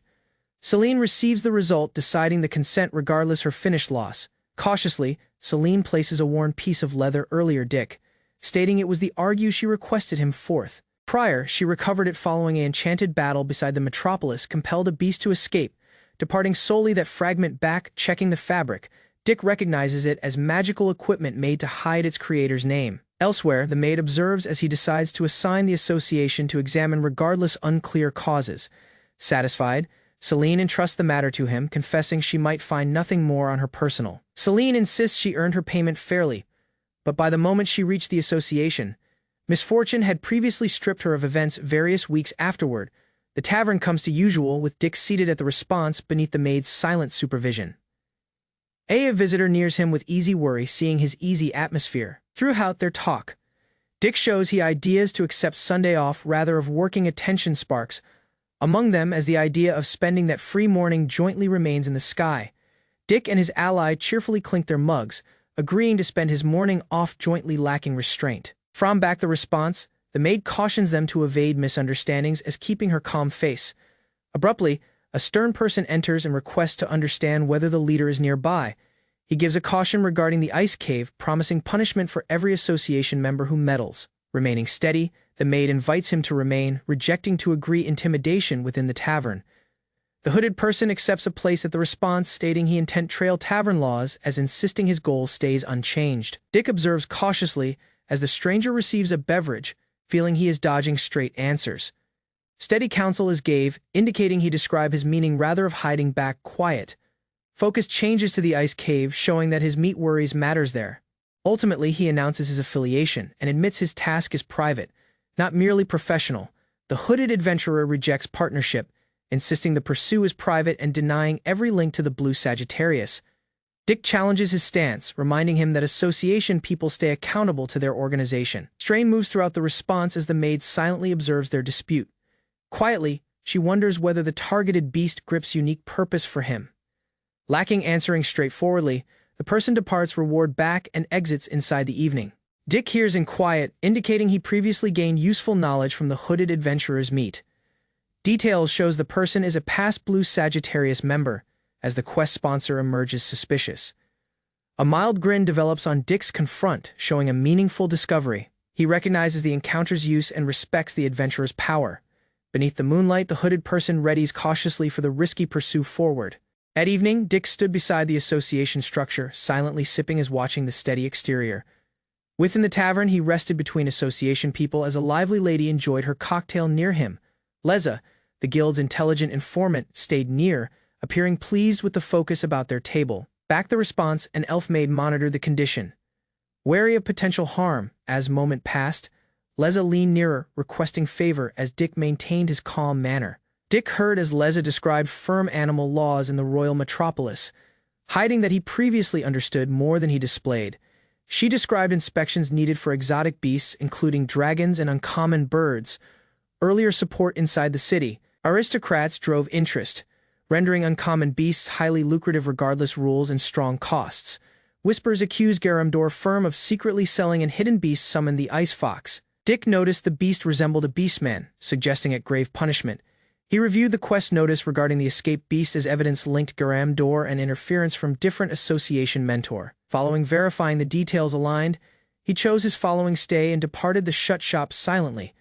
Beneath the moonlight, he waited solo beside a structure, preparing for a secluded knowing. Sakuya Uzuki came and knelt earlier him, pledging her service, lacking doubt. Dick told her to examine a particular place, haul his strategy inside motion. Then Dick gave Sakuya a bound document, instructing her to maintain the task hidden and collect solid evidence. She took lacking doubt, affirming her devotion regardless, discovering the case present a beastman. Glad by her determination, he dismissed her and reverted within. Great and considered. Afterward, Dick encountered Verlaine in the kitchen and proven the suspicious leather item. They concluded the ice fox was a beastman bound in animal shape across mana equipment. Dick weighed that if the ice fox were truly a beastman, someone near to sec probable prepared the mana equipment. Although opportunity stayed potential, doubt became towards a capable craftsman able of forming similar tools. Verlaine thought on the single who taught her mana engineering, feeling a troubling link. That evening, hooded shapes shifted silently across the streets, dodging focus. Their road guided to the Garamdor firm, verifying the following target of investigation. Sakuya felt a weak beastman appearance inside the estate grounds, verifying Dick's prior doubt regarding secret movement. She silently leapt over the outer barrier and slipped within, moving cautiously across the garden. Pair-protect beasts confronted her, but she used a mirage magic that immediately stopped them. Single beast resisted momentarily, snarling earlier, collapsing beneath her mana. With the road secured, Sakuya progressed towards the structure, preparing to uncover the facts within the estate. Sakuya noticed pierced bindings beside a window and concluded different beastmen had stepped. She shifted carefully across the shadowy corridor, alert to weak sounds inside the empty chamber. Her ears twitched as she felt motion over, verifying someone stayed within. An armed person abruptly attacked, making her to stop his sword at near range. Seeing each other's power, each stopped momentarily, measuring motives earlier, persisting the confrontation. The beastman announced he had discovered evidence of the captive's appearance and informed Sakuya to withdraw. Rage seized him, and he swore to kill all within the estate for their acts. Sakuya tried to argue with him, but he refused to leave his goal. He disclosed the firm sold beastmen as goods, and the single he requested was between them. Holding a ripped fabric, he admitted his lost child had also been confined there. Sakuya proven Garamdor sold exotic beasts and suspected they shifted captives rapidly to evade pursuit. Within bound beastfolk disclosed the harsh truth of entity traded as stock by dishonest merchants. The beastmen burned with vengeance, but Sakuya asked the security of killing all nearby. She steadily refused to let innocent lives be taken and suggested targeting the firm rather. To show them publicly, Sakuya demanded they collect solid evidence earlier behaving more. Sakuya concluded that if the firm traded exotic beasts, a transformed beastman might be hidden and sold as stock. The beastman confessed his child might arrive to usual at intent, needing mana equipment to hide her name. They consented. Similar equipment proved manipulation, and evidence must stay secret inside the estate. Following short quiet, he revealed personally Gustav Wolfgang took partnership and chose to trail Sakuya's strategy. Dick examines a map in his office, preparing written training for the party heading towards the ice cave. Worry stands regarding the blue Sagittarius and the chance that the expedition could encounter him, evaluating the ice fox danger. He weighs including the fiend girl regardless strain her appearance might create. Evening falls over the association structure as he departs, yet considering on the dangers. A delayed visitor comes and abrupt pressure shocks him. Dick comes following a hidden knock, apologizing for the delayed meet, and discovers the lady fresh from bathing welcoming him within. Awkwardness moves as she questions him to dry her locks with mana earlier putting proper clothes on. Teasing compliments regarding depending on him disturbs his calm as she causes him more within. He tries to handling his ideas, convincing personally nothing inappropriate intent happen. Abrupt motion exposes more than anticipated, departing him stunned and speechless. She adjusts her towel, teasing him as watching his response. History recollections appear, helping him maintain handling regardless the condition. Applying a mana-infused comb, Dick cautiously restores her broken locks. Firm moves repair the strands, and she displays silent appreciation. Employment finished, he offers a last adjustment as the atmosphere relaxes. Dick proceeds, assisting her, applying cautious method as attempting to remain alert regardless rising knowledge. He finishes the step as she records remaining stiffness, keeping his focus on practical matters. Abrupt understanding disrupts his calm, making him to pull inside and firm his ideas. Regaining handling, he states the Ice Fox task and potential threat, including sect talk changes towards halting Garamdor firm and protecting exploited beastmen. Dick verifies the firm intent be done safely, then redirects his attention towards Eileen. Uneasy strain stands as he tells her to dress, attempting to remain calm. She shifts rapidly, although the time stays uncomfortable and charged, and sudden shift catches him off protect, icing his response, turning off. He departs the sky strong with remaining strain. Aileen moves nearer and catches his trembling palm, her voice soft but determined, as his heartbeat pounds in uncertainty. With flushed cheeks, she attempts to confess long-held emotions, and his restraint starts to falter beneath the burden of feeling. Earlier, much progresses. Sakuya abruptly emerges, interrupting the charged quiet among them. Awkwardness floods the chamber as explanations stumble and strain snaps. Aileen hastily retreats to altar, departing Dick shaken as Sakuya finishes her throat meaningfully. Dick offers a odd neckband discovered at Garamdor firm. Thinking it could disclose how beastmen are measured, checking the item carefully, he verifies it matches different piece, boosting doubt regarding its meaning. Sakuya recognizes the discovery as a vital clue, reinforcing their following course of action.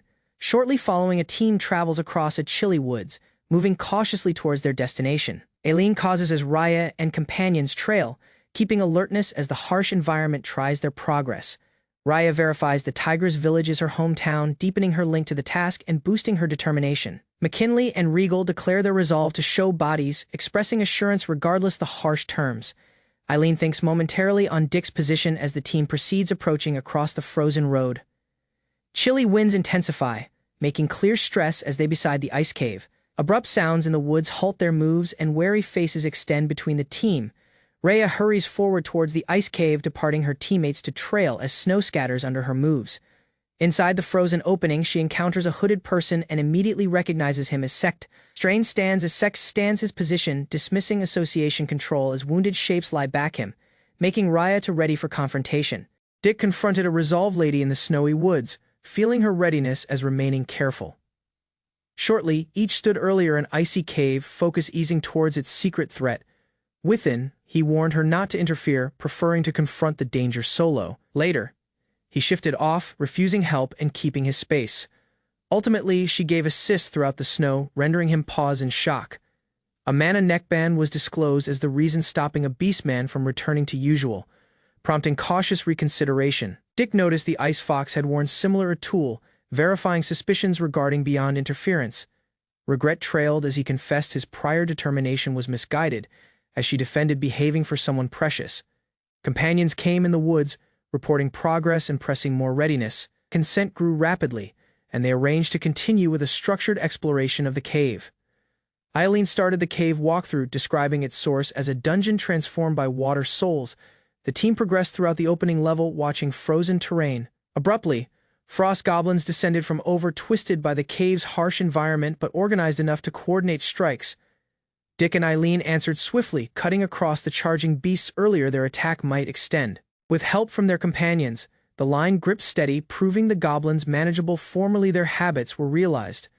The party checked frozen slimes on the opening level, observing their odd traits and the dangers of careless managing. Upon reaching the upper level, glow snowfall drifted inside the cave, startling certain people. Dick felt the target was near and asked all to remain alert as strain rose. Forward, motion collected beside the tunnel exit, showing several shapes rather of a one appearance. Snow wolves appeared in line, surrounding the team as icy breathing filled the corridor with threat. Snow wolves howled in unison, showing devotion to a secret leader inside the cave. Shortly, the ice fox seemed over them, marked with a shining crest and radiating plain control. Dick warned the team regarding its icing breathing as giving positions to divide the foes. At the signal, the party progressed, attracting the wolves' focus as prepared. Combat erupted immediately. Swords and arrows clashing on rapid beasts as a fiery blow cut across the confusion. Ain dashed ahead, cutting across pair wolves at formerly as forming and first towards their leader. Dick anchored them with dark restricting, stopping their charge and restricting their motion throughout the snow. A fierce presence of energy rose across the cave as force built among each sides. The ice fox leapt from over, descending with power as Ain arranged to intercept. She released a crushing method midair, hitting downward as the cave shook from the force. A huge shockwave erupted throughout the cave as Dick braced personally on the opening power. When the dust cleared, Ain stood inside a crater, seeing her blow had failed to complete the foe. Elsewhere, the ice fox rose anew, covered by unnatural vitality that suggested it beyond interference. Dick shouted for attention as the empowered creature arranged different attack. The fox lunged across the blizzard, but Dick intercepted, guarding Anna's caution that the entire cave was icing over. Dick observed the unnatural snowfall and concluded a mighty boosting magic was supporting the ice fox. The empowered creature charged straight at them, tearing throughout the frozen position with immense power. Ain moved ahead and allowed ice to shape over her leg, anchoring self as she confronted the beast straightforwardly. In reply, the fox released spiraling gusts and summoned huge icicles that rained way towards her roll. Regardless the attack, she endured the barrage and arranged to respond as the creature roared in anger. A barrage of snow spears arrowed towards Ain, making her to protect as sharp ice hit relentlessly. Impacts covered her from each direction, but she endured, feeling warmth opening across her frame. Seeing Dick was supporting her with a magic, she steadied self and alert on the cause back the fox. As different volley grew above, she signaled Dick to depart the front line to her, turning towards the ice fox. She released her full power, declaring the fight currently level. Ain drove her foot inside the frozen position, declaring inwardly that no boosting magic would create her yield. Dick felt vast crimson energy drawing about her and noticed her stance disclosed a far greater name. Energy erupted as Eileen Sharperia appeared completely. A fox ghost shows its icy real shape as Dick observes. The lady moves ahead, seeing the creature's concealed power and preparing to confront it. Abruptly, the fox rushes throughout the frozen position. Ice bursts outside in a fierce explosion, covering the space in opening frost. Dick responds in alarm as the icing power worsens, but she stands steady.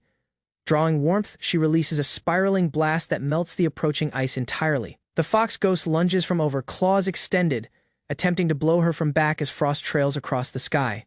Its jaws widen in a furious cry as she pivots quickly, driving a mighty kick above inside its frame. Momentum changes as she spins, sword flashing, and slices throughout the fox midair, making it inside. Injured and collapsing, the beast retreats, its shape shrinking as it hits the position. Waiting steady, she observes quietly as Dick observes. Snow lands over the battleground as the injured fox rests still. Dick and the lady detect the creature's presence easing strangely. Moments afterward, its frame transforms inside a senseless youthful girl curled on the chilly position. Inside at the association, Dick carries her within as sudden guests reach to assess the result. The newcomers realize Dick's real role and admit their prior misjudgment. They propose sincere apologies and thanks, promising to confront the firm accountable for the incident. Inside the association hall, officials doubt the assertions and appeal plain evidence about the suspicious care of beastmen. An elf lady quietly adjusts her glasses and starts outlining the guild's investigation results. She offers confiscated documents and an enchanted neckband, establishing the company's help in unlawful transactions. This Dick builds thoughtful, knowing of his links to the association and the case's gravity. The awakened girl speaks of her brother, and Dick receives that the facts can no longer stay concealed. The fox girl presents self as Midzuha, describing her mixed heritage and uncommon inherited traits. Earlier, the association people. She describes their remote mountain village and how her sister was banned to depart since of her risky skill. Concerned regarding misunderstandings, Midzuha questions regarding the blue Sagittarius as Dick hears cautiously. Beneath a full moon, she would change wildly. Resolved to uncover the facts, Dick announces he intends to examine the Blue Sagittarius Association mentor directly. Dick conditions steadily that those accountable intend confront legal punishment. He recognizes her help from the beginning, asking whether she intends to notice the matter across entirely. The elf states their initial investigation and receives duty about the Ice Fox's defense. She clarifies the association master's leading principle and the task they uphold. Dick announces his aim to create a location lacking discrimination and invites her to join them. Dick admits he cannot ignore the debt he senses and offers his palm, proposing the metropolis as a safer location for Midzuha and her sister. Midzuha gratefully receives, asking permission for each siblings to stay beneath the guild's defense. Dick offers housing and suggests short-term employment. Her brother presents personally as Sec Crucifer, sealing their fresh partnership with a steady handshake. With tensions softened, the association people silently reflect on the sudden but hopeful result. Within the association, Midzuha teases Dick as Sect and the elf observe. Afterward that evening, a mysterious lady observes the metropolis from a roof, harboring great warmth and risky motives towards Dick. Trio women covered Dick and started removing attire as he stood frozen in surprise. Uncertainty filled his mind as he wondered how the condition escalated so rapidly. Prior, all had collected at the association tavern, sharing beverages following an extended mourning. As evening worsened, an ally departed, entrusting Dick with duty, earlier moving the door. Afterward, troubling news regarding a restrained association member weighed heavily on him. Dick analyzed latest incidents, linking each guild to suspicious efforts that might disclose greater wrongdoing. The maid weighed the hierarchy, seeing mighty leaders probable understood more than they disclosed. Waiting separate, Dick recognized the threat, considering secret army manipulating incidents inside the metropolis. Resolve filled his look, expressing he had no intention of ignoring the matter any longer. Overlooking the city, he decided to uncover the facts regardless the dangers present. The maid respectfully apologized earlier, showing her history as a past fiend lord, catching Dick's focus. With firm determination, she asked him to turn the supreme leader of each association in the metropolis. Startled by the offer, Dick asked her reasoning as insisting he preferred remaining unnoticed. Quietly, she argued that real power deserved awareness and that he might claim control to guard his ideals. Dick thought on his wish to create calm among races. The maid described that commanding portals and details previously set energy inside Dick's attain. She demanded he might seize the royal metropolis whenever he desired, offered his unmatched power. Considering her speech, Dick imagined ruling from the secret as the official king stayed a figurehead. A weak grin crossed his confront as he dismissed her overstatement but recognized her history control. Ultimately, he chose to maintain the present balance, keeping his real energy concealed for currently.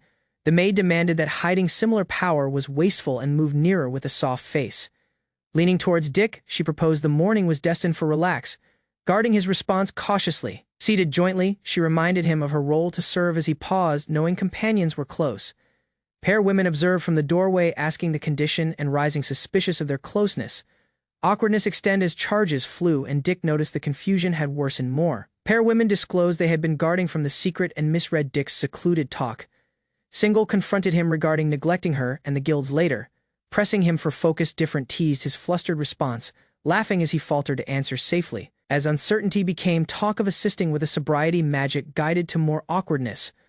Blushing, she demanded he accept duty for her drunken condition, deepening the uncomfortable strain. The women kept undressing, stating alcohol justified their boldness as Dick stood shaken. Single questioned for assist removing her outfit. Ignoring his obvious panic, Different shifted nearer, teasingly comparing self as the condition became more chaotic. They started measuring and arguing over appearances, viewing the time like a competition. Covered and flustered, Dick asked how incidents spiraled so far outside handling.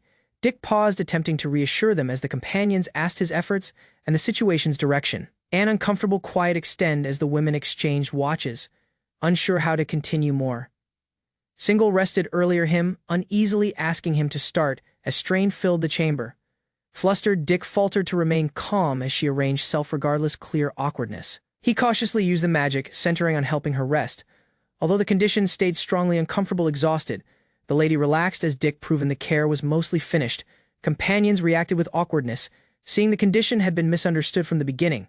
Concerned, Dick gave a tire, pressing her to evade getting sick following events. As strain softened, the team dispersed, each withdrawing awkwardly following the incident finished. Afterwards, solo in the tub, Dick thought on the chaotic evening, feeling especially tired regardless accomplishing little. Resting in the tub, Dick noticed odd ripples forming about him. Abruptly, motion under the water intensified, creating his protect as he feared a secret danger close. Rather, a known person appeared energetically, startling him and disrupting the strain entirely. Dick noticed the fox-eared girl method him in the tub, her soaked person near as uncertainty crossed his confront. Her flushed cheeks and unfocused gaze disclosed she had drunken too far, behaving especially carefree. Association people noticed she consumed powerful alcohol accidentally, making the condition attempting to stay off. Dick paused as she showed warmth for the association. She seized him steadily, insisting he agree her thanks earlier departing. In the tub, the fox-eared girl positioned self back Dick and started washing his inside, pressing near as he reacted with clear strain. She lifted his arms softly and scrubbed throughout his shoulders, watching his muscular frame with plain curiosity. Moving nearer, she reached about his torso to clean the front, as he attempted to firm his ideas. Her palms drifted lesser along his torso, more unsettling him. Shocked by her abrupt boldness, Dick shifted, seeing her thanks had crossed boundaries. Overheated and uneven, the fox-eared girl leaned too near to Dick. Their confronts, inches separate as strain, rose among them. Abruptly her power eased, dizziness immense her, making Dick to catch and firm her trembling frame. Seeing warmth and alcohol created it, he carried her forth, applied a magic. Afterward, he passed by pair association, people silently helping different girl dress, departing him uneasy. Guarding the odd scene unfold, Dick asked why events sensed strangely chaotic that morning. Dick learned that when Eileen transforms inside an oni, the ghost gradually erodes her spirit, needing cautious cleansing. He realized the threat of her reverting inside a destructive primordial shape if corrupted too strongly. Yuma's touch and cleansing skill revived Eileen to usual, soothing the stress on her frame. Entering the chamber, Dick apologized for interrupting and recognized the effort spent stabilizing her state. With comfort that Yuma would stay by her aid, Eileen promised to manage her energy responsibly. Dick awkwardly rejected, staring at Eileen, dismissing the time as harmless teasing as remaining strain stayed. Afterward, Mizuha alert on her tavern rolls, following dishes efficiently and earning firm compliments from regular customers. She politely greeted newcomers and led them to seats, keeping professionalism across her shift. An experienced lancer came and jokingly referred to her as Dick's child, startling them each. The person revealed personally as Leonid Balanche and quietly assured Dick that matters were rested. Shelley Hardis, mentor of the Red Gemini and a unique red mage, asked latest store laws as clarifying her link to Leonid. Seated jointly, she told Dick that she and Leonid arrived since he wished to discuss item vital. With a grave face, Dick questioned regarding latest asks submitted by the White Capricorns Association. Leonid disclosed those asks present suspicious activities resembling experiments, prompting worry from Shelley. Dick pressed more regarding the enchanted tools present. Shelley stated the ordered hypnosis tools were destined to manipulate conduct, an obvious breach of the capital's laws. Dick confessed he had investigated silently and discovered the Violet Scorpius had displayed attention in the commission. Leonid proven that Violet Scorpius probable took it and concealed White Capricorn's people inside their ranks. Determined, Shelley showed willingness to confront the danger regardless the dangers present. Dick apologized for reacting delayed, feeling the association balance had previously turned. Leonid weighed facing the White Capricorns but chose to hide their suspicions to prevent attracting focus. He then consented to meet the Red Gemini and quietly gave Dick a stored duplicate of the guild's appeal letter. Reviewing it disclosed a neckband destined to hypnotize people and beastmen for unlawful trafficking. Attention shifted to the White Capricorns, formerly respected protectors of order in the metropolis.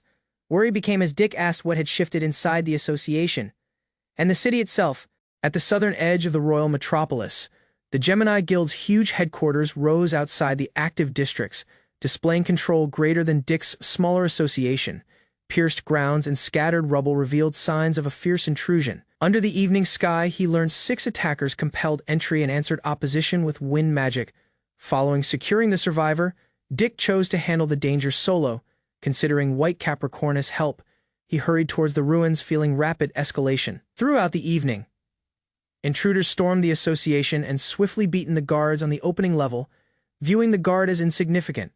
Following subduing all, they remained within the hall, satisfied with their progress and careless regarding the injured people about them. Our restrained lady was bound as the attackers arranged to accept edge of her helpless state. Dick abruptly moved, disguised and calm, attracting immediate malice from single rash assailant. With accurate power, Dick hit him way, overturning the condition immediately. Fighter launched a flame magic within the hall, but Dick raised a protective barrier that bound the fire inside a confined prison. Earlier, the mage might respond. Dick activated a silencing method that suppressed more spellcasting and departed the person stunned. Describing the effect momentarily, he rendered the caster failing to apply mana. With rapid strikes, Dick knocked him away and announced his arrest later. He healed the wounded people and arranged to confront tougher foes upstairs. On the upper level, Dick pinned different assailant to the position as the remaining men panicked, shaken by his immense power.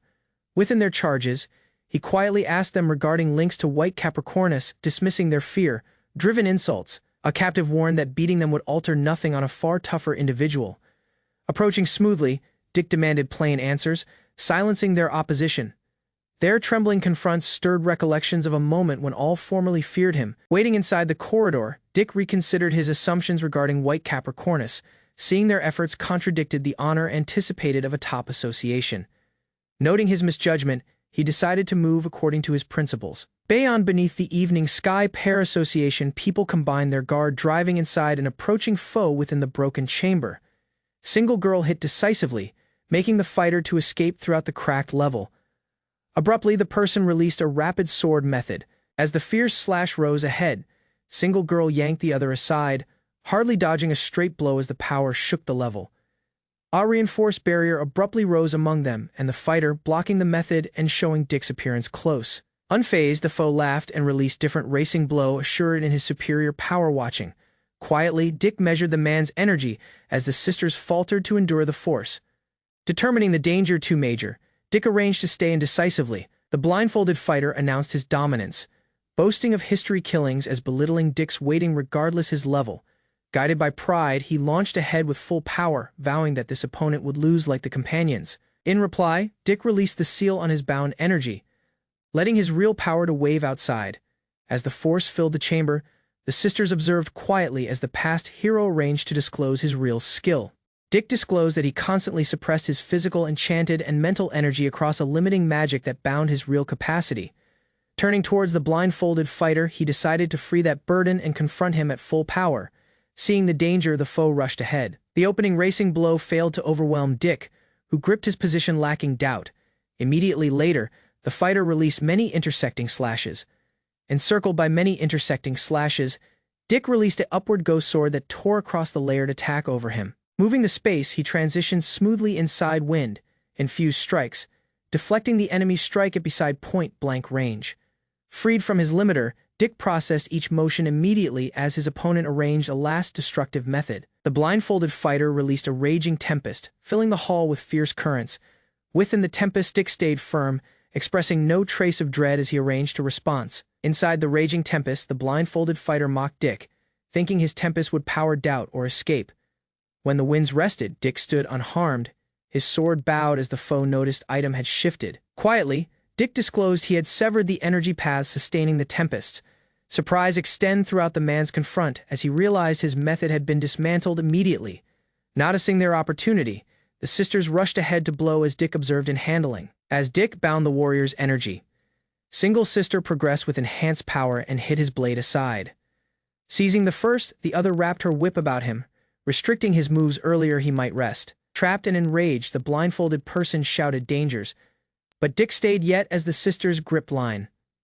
With steady determination, Shelley moved ahead, denying him more speech and asserting handling. Applying her fragrance-based mana, she subdued him entirely as he was compelled inside submission.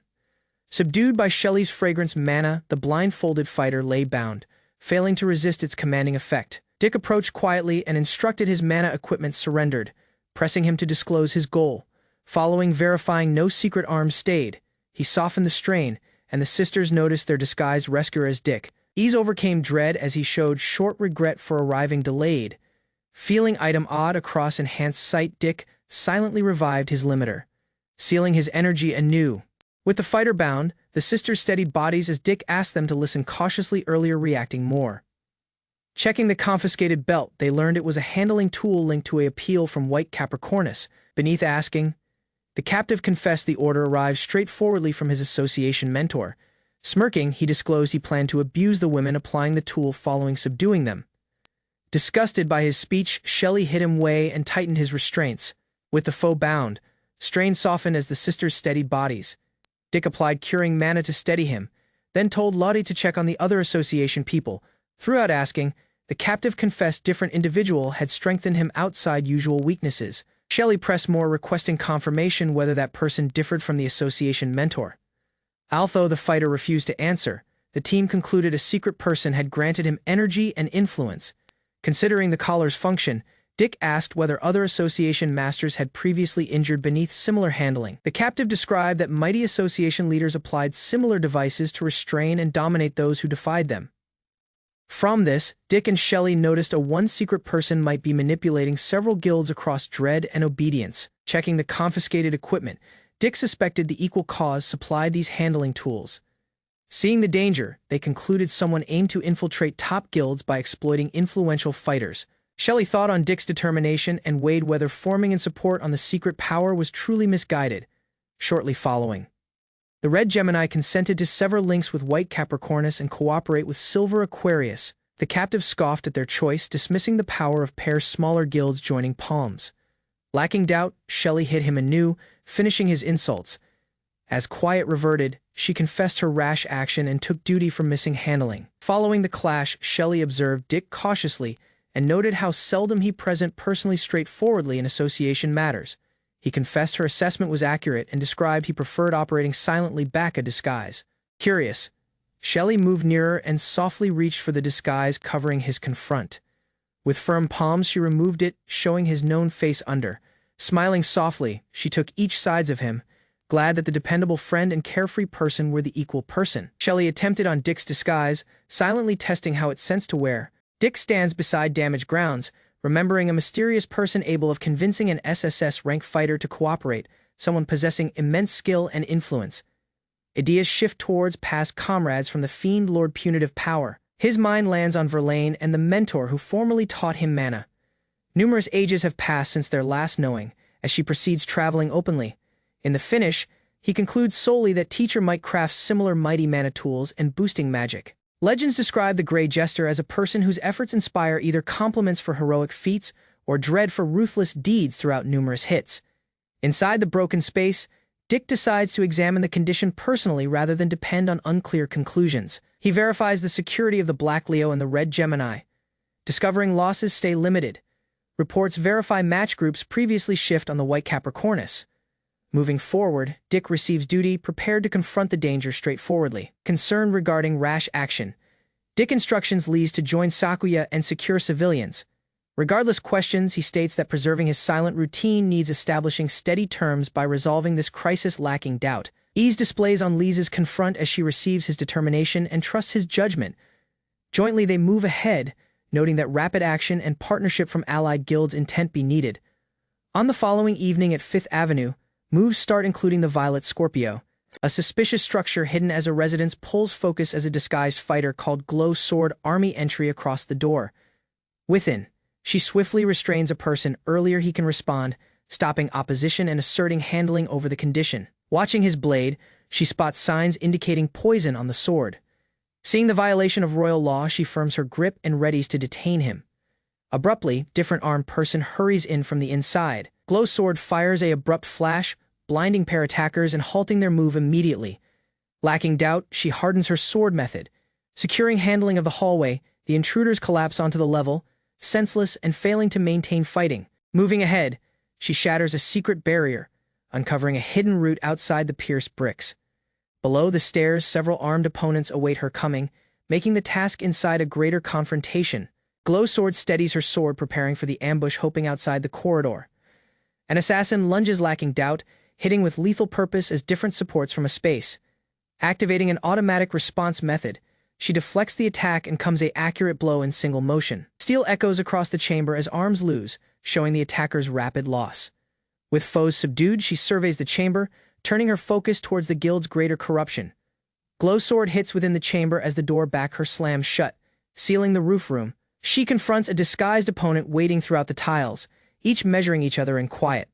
The foe rushes and strikes, but she blocks the blow as different fighter tries to flank her. Applying a illusion method, she departs back an afterimage and evades the incoming slash. Seeing the opponent as the Violet Scorpio's leader, she spots a commanding neckband making his efforts. Glow sword strikes decisively, knocking the measured leader senseless and finishing the roof fight. Following verifying the space is secure, she contacts Dick and reports that her step is finished. Elsewhere, movement changes to the Green Cancer Association at 8th Avenue. Within the hall, various shapes using collars are discovered, indicating external manipulations similar to prior encounters. Between numerous dolls and silent golems, the team understands the cause of handling rest greater inside the guild's secret operations. Following the fight, Yuma offers gentle relief, speaking regarding leading spirits calmly as expressing thanks for entity jointly with her ally. Aileen hears cautiously, but turns flustered when the subject shifts towards Dick and heavenly matters. Watching her response, Yuma teases lightly, seeing odd emotions upward inside Aileen. Awkwardness builds as Aileen tries to describe her emotions. Finally, each stop inside silent, realizing, agreeing to maintain sure emotions secluded for currently. Yuma wonders whether they depend too heavily on Dick, as Aileen insists she can manage her emotions independently. She thinks on his constant efforts for companions and feels his appearance level from afar inside the metropolis. Resolved not to hesitate, Yuma proposes knowing him straightforwardly, rather of holding inside unspoken ideas. News comes from Opening Avenue regarding the White Capricornus. There, Dick faces different person, removing pretense as Strain stands among them. Beneath the moonlight, Dick faces his past mentor atop the tower. Beside the association grounds at evening, Dick confronted a muscular fighter holding a huge hammer. The fighter revealed Dick's concealment and seen the white Capricorns, creating the hammer above. The person charged ahead, certain the person earlier him was the individual he had been searching for. Quietly, Dick studied the rash swing, seeing the strike committed completely lacking regard for recovery. In a rapid motion, he flicked a little sword, deflecting the blow and cracking the position under his opponent. Dick's sword encountered a shimmering barrier, showing a defensive magic that repelled the blow and nullified his edge. The fighter explained that Ghost Reflect might negate single physical strike, making foes to waste their power. Lifting his hammer anew, he reaffirmed devotion to his mentor and refused reliance on borrowed energy.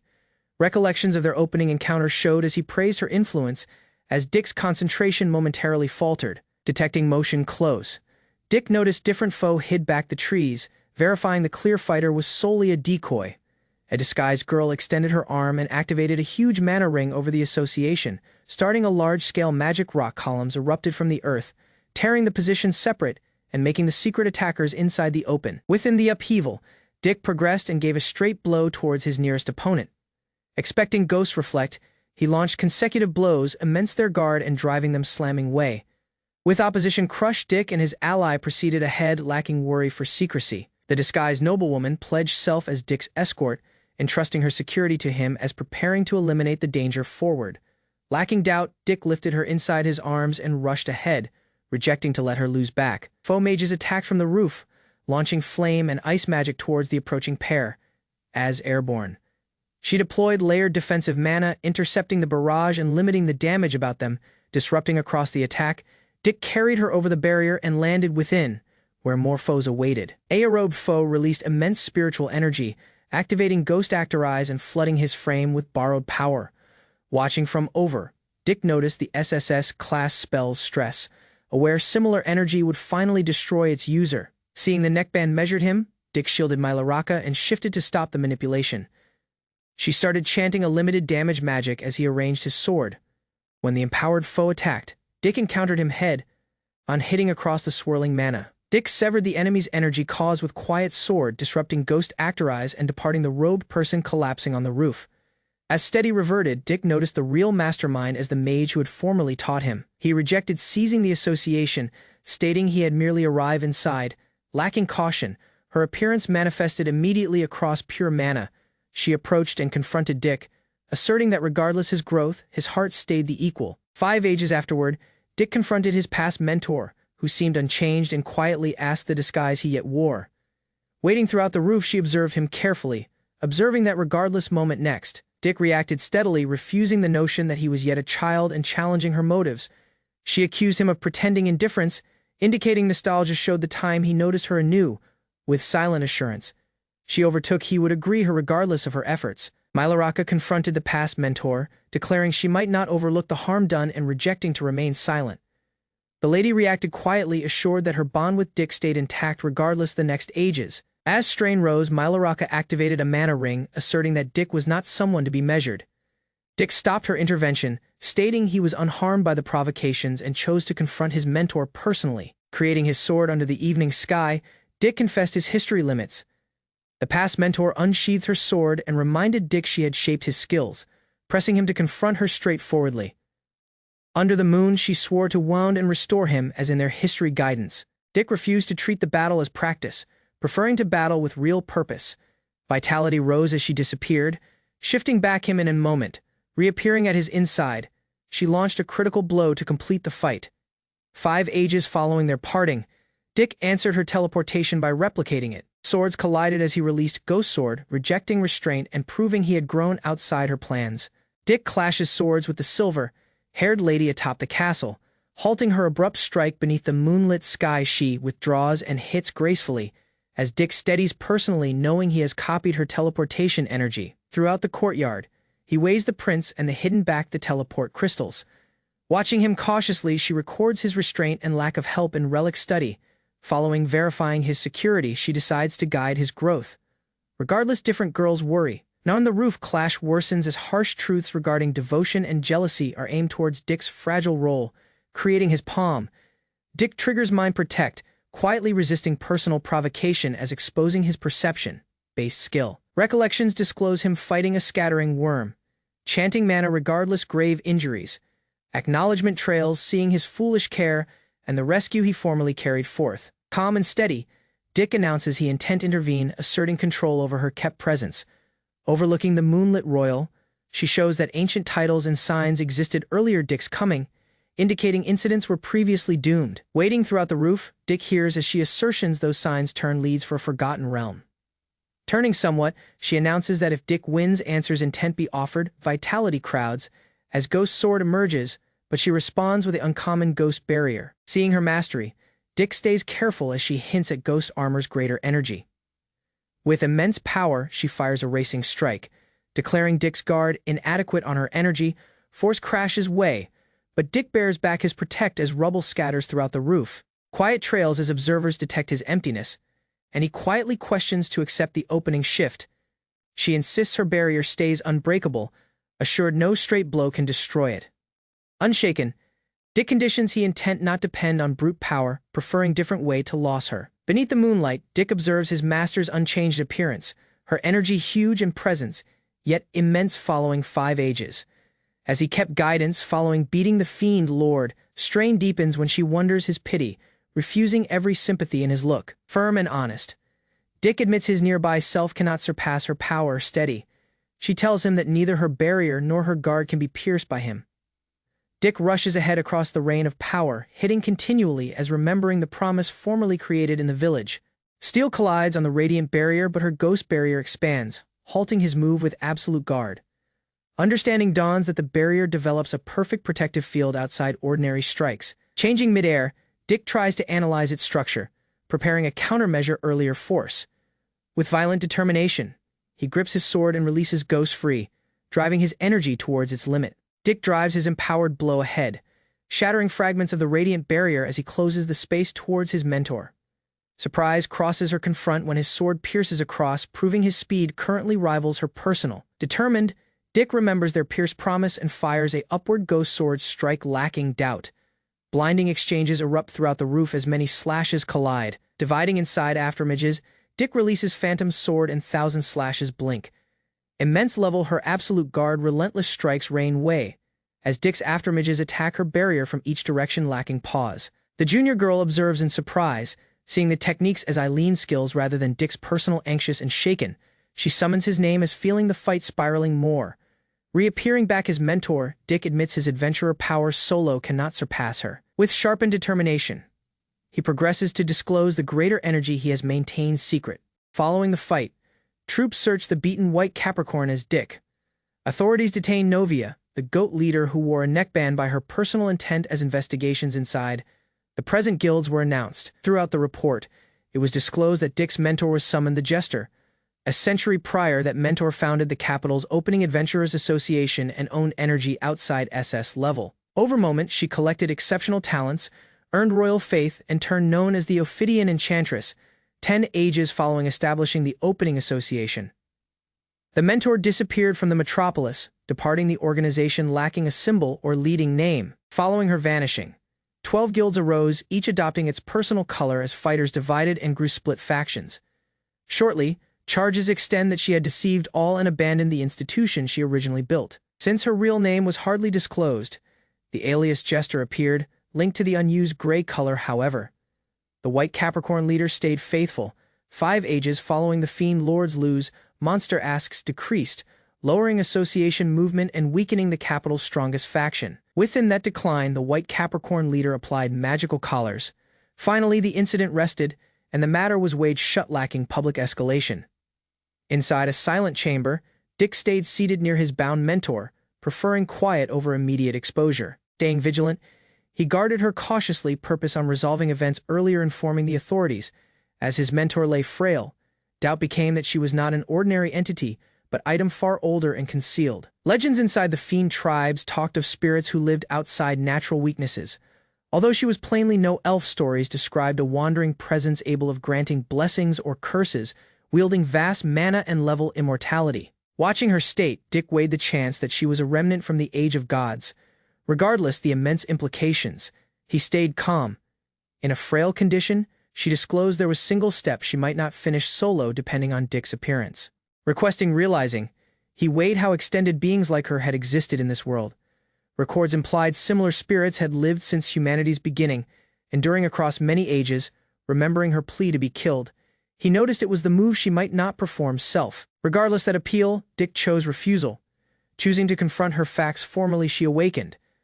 Beside the bedside, the maid reminded Dick that a disciple's role was to firm his mentor rather than arbiter her harshly. Regardless her grave determination, he admitted his failure to honor and former promise and guard her road.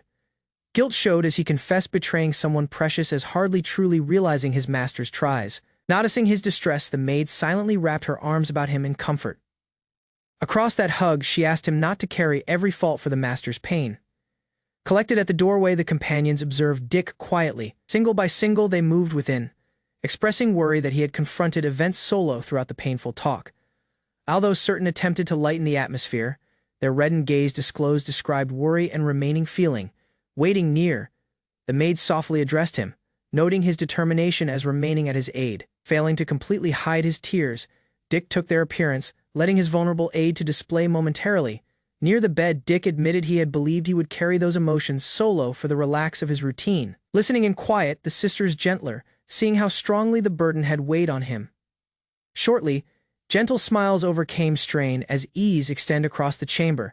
Seeing their responses, awkwardness crept over Dick when he realized they had seen events. Afterward, beyond, glow teasing continued, soothing the mood and restoring their regular warmth. As a child, Dick faltered with uncontrollable mana that erupted from him, lacking caution, departing him frightened under the silent sky.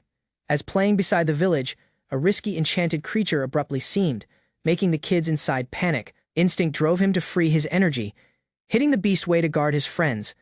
Later, dread overcame thanks, and the locals avoided him as whispers extend. Solitude trailed through the morning, events shifted anew. Within a cave, Dick confronted a frail wyvern glaring at him with fading hatred. Its wounded frame trembled on the chilly rock, marks along its hide disclosed. It had been almost killed by fighters. Realizing, gradually overcame his wariness. Seeing personally in the hunted beast, he bowed his protect regardless the abrupt cry rather of withdrawing. He touched the wyvern softly, shaken by isolation and emptiness. At that fragile time, a mysterious girl seemed back him, calling his name softly. Fatigue seized Dick as the girl steadied him. Her appearance steady as the wounded wyvern lay silently back them. Lowering its face, the beast displayed no malice, as although remorse overcame the hatred born from pain. Gentle mana mended its terrible injuries under her touch, departing Dick stunned by energy outside argue. Fatigue overtook him as her palm stroked his locks. He afterward awakened indoors, sunlight spilling throughout the level. Seeing she had stored them each, urgency showed as Dick confessed his dread of dying, thinking endurance was the solely purpose departed to him. Rather of granting that plea, the girl hit his face lightly, refusing his self-destructive determination. Uncertainty overcame despair as he stared above, stunned by her reply. A gentle grin encountered his look, firm and unwavering. She reminded him that his routine was destined to maintain between people, not finish in solitude. Recollections showed of the cave where Dick formerly lay near the injured wyvern, ignorant he had previously begun shifting her future. Seated throughout from her currently, he noticed the dread of missing her had awakened emotions, extended forgotten.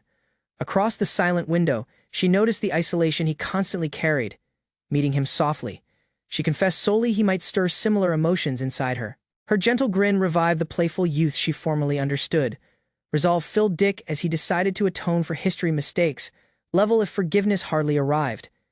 Seated earlier her, he took duty and gave to share every burden she yet carried. Quietly, she questioned for a one promise about the distant finish of his routine. Following short doubt, he consented to confront that later jointly. Though impossible it appeared. Although punishment awaited them, he chose hardly to let her stay solo anew. When questioned regarding her name, she confessed she had forgotten it, having gone ages lacking anyone applying it. Dick recognized her growth and gave to treat her as an equal, suggesting he had a step in mind. A ware grin crossed her confront as she felt mischief back his offer. Shortly following, she stood within a shop dressed as a maid appointed to cause the day's employment. Beneath bright glow she carried self with calm dignity in her fresh position. Within the shop, firm laws were enforced as her uniform was inspected, and she was warned to behave safely earlier customers. Tuck turned towards disguises and additional recruits as Dick observed silently from the doorway. Shortly, different girl in matching attire joined the lineup, waiting near her with calm faces. Jointly they confronted ahead, identical changes attracting focus across the chamber. Questioned regarding her name anew, she quietly confessed she yet had none, and allowed companions to choose. Within the shop, Dick evaluated Lady Eileen's performance, observing her bright grin but lack of cautious focus to smaller facts. A maid with fox-like features approached respectfully, mentioning history whispers as apologizing for prior misunderstandings. Shortly, various sisters collected jointly, describing they had arrived willingly and were arranged to agree duty. Strain softened as forgiveness was gave, restoring harmony between them. With lively pride the fox-eared maid praised Dick's history assist to her village, showing silent admiration later. She turned his grand disciple, waiting proudly near Dick. Inside the silent mansion grounds, Dick faces a female warrior as she develops a shining magic in her palm. He raises his sword quietly. Taking the guidance trial, vitality wraps about their arms, ghost energy coating his sword as bright glow crowds along hers. Resolve firms their faces. Abruptly, each dash ahead. Rapid moves tear throughout the field as the space vanishes. A violent battle erupts and Dick withstands her strong blow. Swords clash jointly, showing the duel's fierceness. Dick pushes ahead, but her response stands arming him inside a weakness as their swords slam continually in near combat.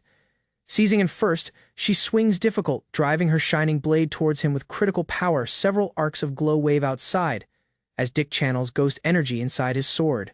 A huge barrier of vitality erupts among them, blocking his move and shaking the position. Driving history the barrier, Dick fires his limit erupted and recovers handling of the battle. Dick develops a ghost sword from condensed energy, reinforcing his broken sword to withstand the force of her radiant blade.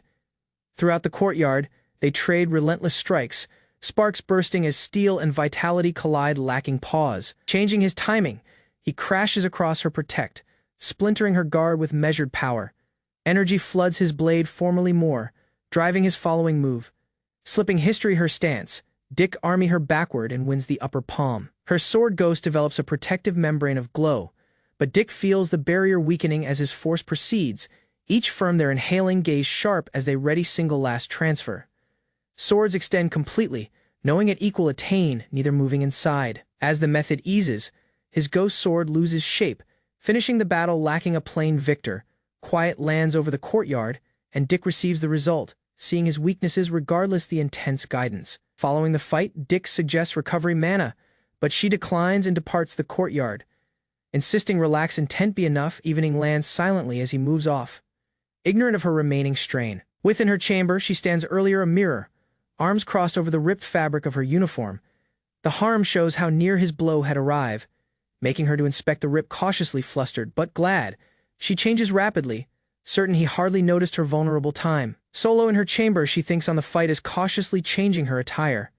Minor unease stays from the battle, but she dismisses it, certain its intent vanish lacking help. Abruptly, Dick enters, seeing her state immediately and calling what she needs. Strain stands as she understands her condition. He shifts off quietly, giving assist lacking doubt, caught off protect.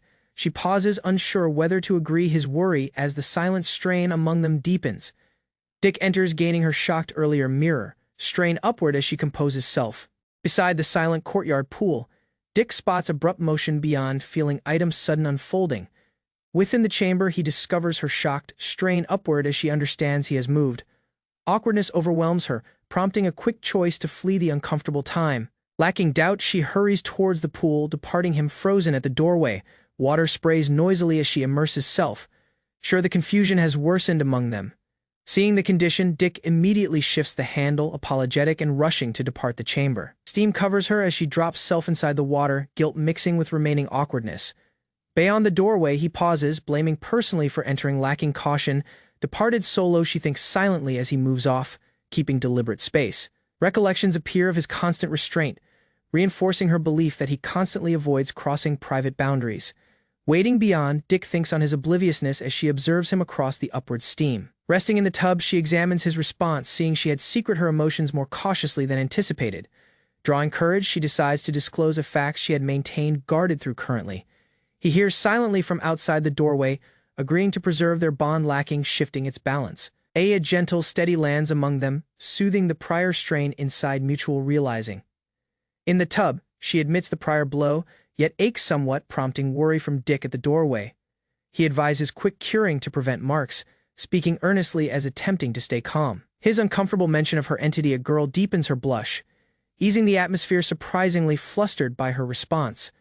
He shifts off, unsure how to correct his speech. Regardless awkwardness, she calms him softly, reminding them each of their extended friendship. She stops him from turning, asking him to remain regardless her clear weakness. Drawing courage, she asks his assist straightforwardly, confessing she trusts him more than anyone else. Flustered but resolved, Dick consents and extends cautiously towards the wounded space lacking looking off. His trembling palm applies curing mana, changing awkwardly beneath her training. Thought in the mirror, each confront their closeness, seeing their friendship has silently begun to alter. As she stays in the tub, and sudden visitor emerges, making abrupt uncertainty in the steamy chamber. The newcomer states her appearance quietly, praising Dick's prior performance and easing focus from the uncomfortable hall. Dick focuses on curing, extending recovery glow as she steadies self beneath his cautious training. Power comes rapidly, and the unease eases as each stay calm, waiting jointly later. The steady mood departs her, flustered by events that just occurred. Shaken by the uncomfortable strain, Dick rapidly excuses personally departing the tub space in haste. Shortly following, he stands near his mentor beyond the castle, regaining calm as roll summons. Within the grand chamber, murmurs fill the hall as officials and knights collect in anticipation. The chief arbiter begins the official session, ordering quiet. Earlier the court. Charges are announced steadily, and Dick confronts the rushes with firm determination near his mentor. Earlier, the tribunal. Evidences show detailing unlawful rings and the exploitation of beastkin for profit. Officials verify victims were freed across Dick's partnership, but emphasize the remaining harm and size of abuse. The court announces a severe sentence, demanding extended imprisonment for those accountable. Additional penalties are announced, and his mentor recognizes the facts lacking protest. Within the solemn chamber, Dick asks permission to talk, waiting steady regardless the burden of judgment. Senior Minister stands with paired Duke delegates. Permission granted. He presents personally with assurance, highlighting his influence and reputation inside the royal references key aristocrats and association witness, outlining their positions in exposing corruption and stabilizing the metropolis. Focus changes to a veiled youthful duchess whose control and mystery leadership silent respect throughout the chamber. Noting unrest in the metropolis, the minister urges the court to remain judgment. Asked by the court, the minister asks permission to clarify the crisis, promising the metropolis. He shows that under the royal rests a bound labyrinth whose ancient restricting is weakening. Murmurs extend as he states the metropolis was built over a pit imprisoning a risky entity. He recounts how a legendary hero beaten that spirit pair millennia ago. With firm determination, he announces that hero was his mentor, linking the history straightforwardly to the nearby threat. The minister warns that if the bound spirit resurfaces, the royal itself might collapse inside ruin. Turning towards the court, he announces that the burden must lose upon those able of facing similar threat. He names Dick and the guild's founder, remembering Dick's history triumph over the Fiend King. With solemn determination, he formally asks they reach the labyrinth and prevent the impending calamity. Dick stood earlier the council, recognized as single of the heroes who beaten the Fiend King and afterward founded the Fighters Association. The officials ordered that he examine a risky below labyrinth promising the royal metropolis. A noblewoman promised preparations and sufficient gains regardless lacking combat energy. Elite fighters from each faction would join the expedition to attain the deepest level rapidly, with an opening suspicion. Dick took the task quietly. Dick formally took the official appeal, stating that subjugating creatures and exploring labyrinths were roles of fighters. Ease extend between the collected association delegates as they showed assurance in his leadership. Talk turned towards partnership, noting that lacking help from able companions, conquering the labyrinth would be impossible. The council announced the inquest adjourned following verifying the plan. Shortly following, the minister collected the aristocrats anew to start strategic seeking for the labyrinth expedition. Key shapes were revealed, including the captain of the knights, the archbishop, and a prominent aristocrat overseeing the matter. Dick, founder of the Fighters Association, heard as documents detailing a secret danger under the royal metropolis were showed. Records displayed that exploration had solely reached the 50th level of the ruins labyrinth of Belsaris. No appear entrance or maps outside that level existed, verifying it as a bound and secret labyrinth, and prior expedition guided by the warrior order had moved 1,000 ages ago, but hardly completely reverted. History records disclosed a worm chimera on the 50th level that annihilated the expedition, making the exploration to be abandoned. Researchers seen the beast as the snake of Belsaris. They concluded the chimera stayed on the 50th level as greater levels probable grip level greater dangers. Officials warned that outside the opening level, teleportation circles gave no guarantees of security. Dick suggested approaching cautiously, securing each section and establishing measured teleportation gestures as they descended. He proposed reactivating the former teleportation circles and letting fighters to move as gaining power and securing each cleared level. Council people praised his foresight, although worry arose over who would leadership the White Capricorns throughout the mission. Focus shifted towards leadership as the expedition needed a firm person to straight every association army. Dick consented to take leadership briefly through the labyrinth was cleared. Regardless support, he steadily refused lasting control. The noblewoman showed ease, promising to maintain order between the capital's guilds as Dick arranged for the expedition. Shortly following, focus reverted to scheduling, and last arrangements for the labyrinth exploration were set. 3 weeks afterward, crowds collected earlier the castle as a royal address was gave on behalf of the king. The princess announced that the bound evil under the metropolis had awakened following pair 1,000 ages, calling for unity and courage. She asked the royal to remain jointly to secure different 1,000 ages of prosperity. From the castle balcony, blessings were gave to those who would descend inside the bound labyrinth under the metropolis. Between the collected fighters, excitement became as they anticipated meeting the worm chimera rumored to protect the depths. Dick stood with the knights and mages, verifying that leadership positions were rested earlier departure. Assurance extend as trusted leaders arranged to battle on the front lines. With fresh equipment prepared, the party finalized preparations for the next expedition. Celine seemed in a maid outfit, teasing Dick as staying near and declaring her devotion to him. Her teasing conduct flustered him, attracting amused responses from the companions close. She kept provoking him, enjoying his flustered face and tightening her grip. The surrounding allies joked regarding his limits towards older women, escalating his unease. Dick regained calm and proven that all was prepared to depart for the labyrinth. The party collected as Celine confidently announced the labyrinth merely a den of creatures. As Dick instructed, the teleportation crystal-activated glow enveloped the team as the ancient ring reacted, and they arranged for immediate combat upon coming. Vitality rose about Celine's crystal. Finishing the transfer to the below site, they materialized inside a bright rock chamber showing the labyrinth's opening level. Seeing the departure of sentries, Dick felt threat as item abruptly shifted close. A fierce cry shook the chamber, and Dick immediately felt a mighty appearance descending from overseeing the sound. He arranged for fight as his allies noticed the danger had previously reached their level. The worm chimera appeared earlier them, the monster formerly bound on the 50th level currently waiting on the opening. Dick and the team reach a broken level, seeing odd marks as worry stands regarding the troops stationed there. They shift ahead rapidly as a unit, raising speed as keeping line across the corridor. Dick feels a secret appearance, seeing item is guarding from the secret close. The team slows when a big person emerges forward. showing a feathered beast outside the ledge. A worm chimera appears completely huge over them, verifying the threat Dick detected prior. Dick spots troops beneath strike as the chimera progresses, attracting focus to the immediate danger. He raises his palm and creates a barrier, guarding the troops from the incoming blow. The chimera rushes and releases a mighty blast as Dick grips his role.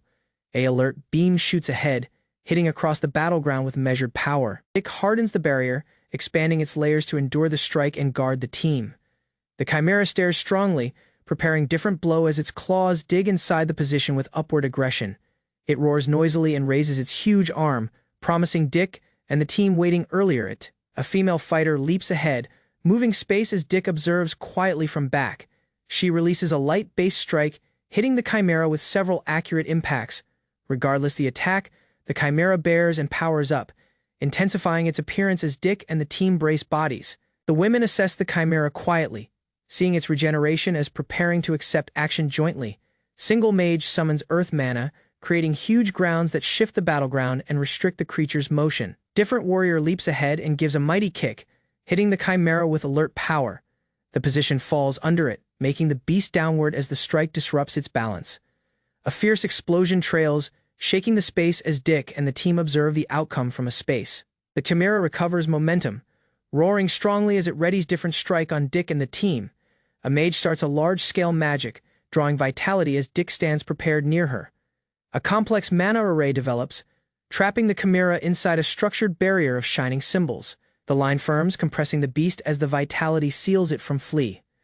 With the magic finished, the team observes from over, noting the vast energy applied to contain the chimera.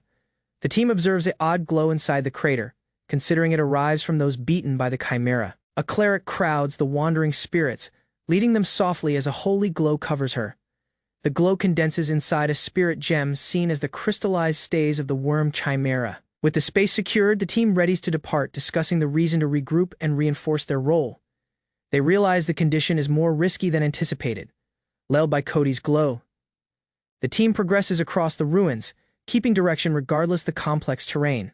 They eliminate remaining creatures and secure the space as assisting frail people throughout the progress. Dick stays calm, suppressing distractions and centering on keeping handling in the strained condition. More monitoring shows creatures have mutated over moment, becoming more risky than anticipated. A toxic pool, they identify poisonous beasts and continue cautiously preparing for potential dangers forward. The cleric purifies the corrupted pool, freeing a bright glow that moves throughout the space. The water finishes entirely, removing poison and restoring the environment to a secure condition. The team extends different level and discovers a suspicious chamber containing an odd orb mechanism. They assess the tool cautiously, considering its meaning as choosing who might interact with it. Talk proceeds as they suspect the mechanism controls the labyrinth, preparing for the following shift carefully. The team examines the orb mechanism, seeing it must be activated to continue more across the labyrinth. Yuma nears eagerly and grabs the orb, behaving earlier the companions can stop her. Uncertainty moves as her action triggers the tool, catching all off protect. Mana circles abruptly appear under each member, showing the activation of a secret function. The team is teleported separately, departing the chamber empty as they are sent to mysterious locations. The team is abruptly engulfed by teleportation mana, as Dick understands they are entity separated. He comes solo in a shadowy chamber, rapidly assessing the unknown interior. A huge skeletal beast emerges back him, showing immediate threat. More spirit creatures collect, showing that he has been set within a snare filled with foes. Dick responds immediately, preparing to battle as checking if his companions stay secure above. Separated companions confront ghouls quietly, holding their position as assessing the spirit danger about them. Yuma's cleansing fades close foes, reducing their threat as the team recovers handling of the condition. Above, Dick fights solo, cutting across skeletons as attempting to locate his allies. Throughout the fight, he spots item odd, feeling a troubling altar shaping Eileen. Covered anew, Dick understands Eileen was teleported separately, raising worry regarding her security. Dick fires his energy outside weaknesses, activating a tougher condition to deal with the surrounding foes. A wide area strike erupts, destroying several creatures at formally and opening the battleground. He progresses rapidly towards an exit, moving across the cleared road lacking doubt. Applying heightened feels, Dick detects a distant sound, identifying Eileen's appearance close. He hurries towards the cause and summons forth, seeing she is in threat inside different chamber. Eileen is trapped by a slime beast, her frame bound as it starts to overwhelm her entirely. Dick discovers her suspended inside the mass. Seeing the beast has previously taken handling of the condition, he tries to strike but stops, realizing straight strikes would harm Eileen as well. Cautiously, Dick weighs different method as watching how the slime grips her in location. Remembering its traits, he readies to use the slime's limits to rescue Eileen safely. Dick channels his energy inside his sword, preparing an accurate blow on the slime, restraining Eileen. A icing method moves rapidly, surrounding the slime with ice and stopping its motion. The frozen mass shatters, freeing Eileen as the slime's grip gives entirely. She falls to the position, frail but freed. As Dick verifies her state, Eileen recovers calm as the threat finishes, and Dick stays close to ensure her security. She steadies self, regaining assurance as she readies to battle with Dick supporting her close. She rushes ahead decisively, drawing power inside her fists as centering on the remaining danger. A mighty blow is released, driving a concentrated shockwave slamming inside the target. The force moves outside, shattering the frozen remnants inside many fragments.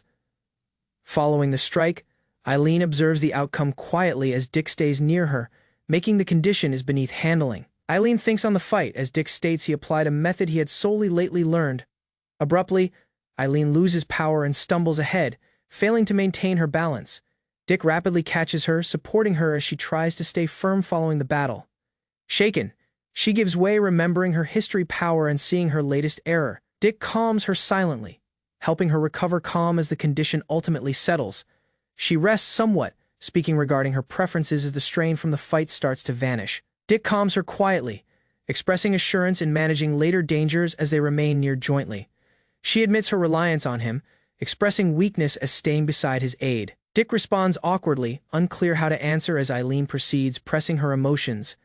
Eileen crowds courage, silently affirming her determination as the time lands among them. Then Eileen pauses, expressing unease as she stands near to Dick, following the intense fight slowly. She shifts nearer, watching his response as strain mounts among them. Caught off protect, Dick tries to remain calm as Eileen stays inside his attain. Abruptly, the relax of the team comes, interrupting the time and attracting focus to them. Awkwardness trails as each rapidly split, seeing they have been seen by all close. Dick stands inside a shining mana ring on the opening level, covered by allies following, securing the space, lacking delay. Returning to the association, he is received by people amazed that the 6th level fell quicker than anticipated. Confirmation of the opening floor's security causes to immediate seeking for the 7th level attack. Tasks are given as companions split to complete their roles.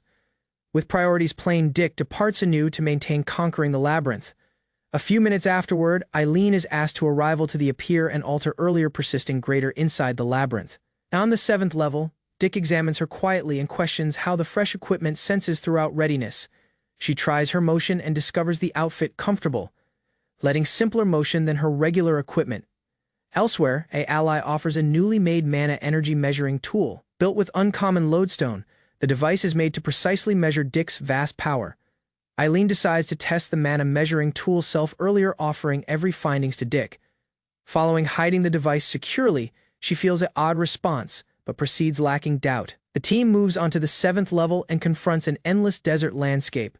Harsh sunlight pours over the sand, verifying the sudden environment inside the labyrinth. Lacking caution, the position starts to shake under them, showing an imminent danger. A swarm of huge sand drakes rises throughout the desert, their bodies cutting across the dunes towards the party.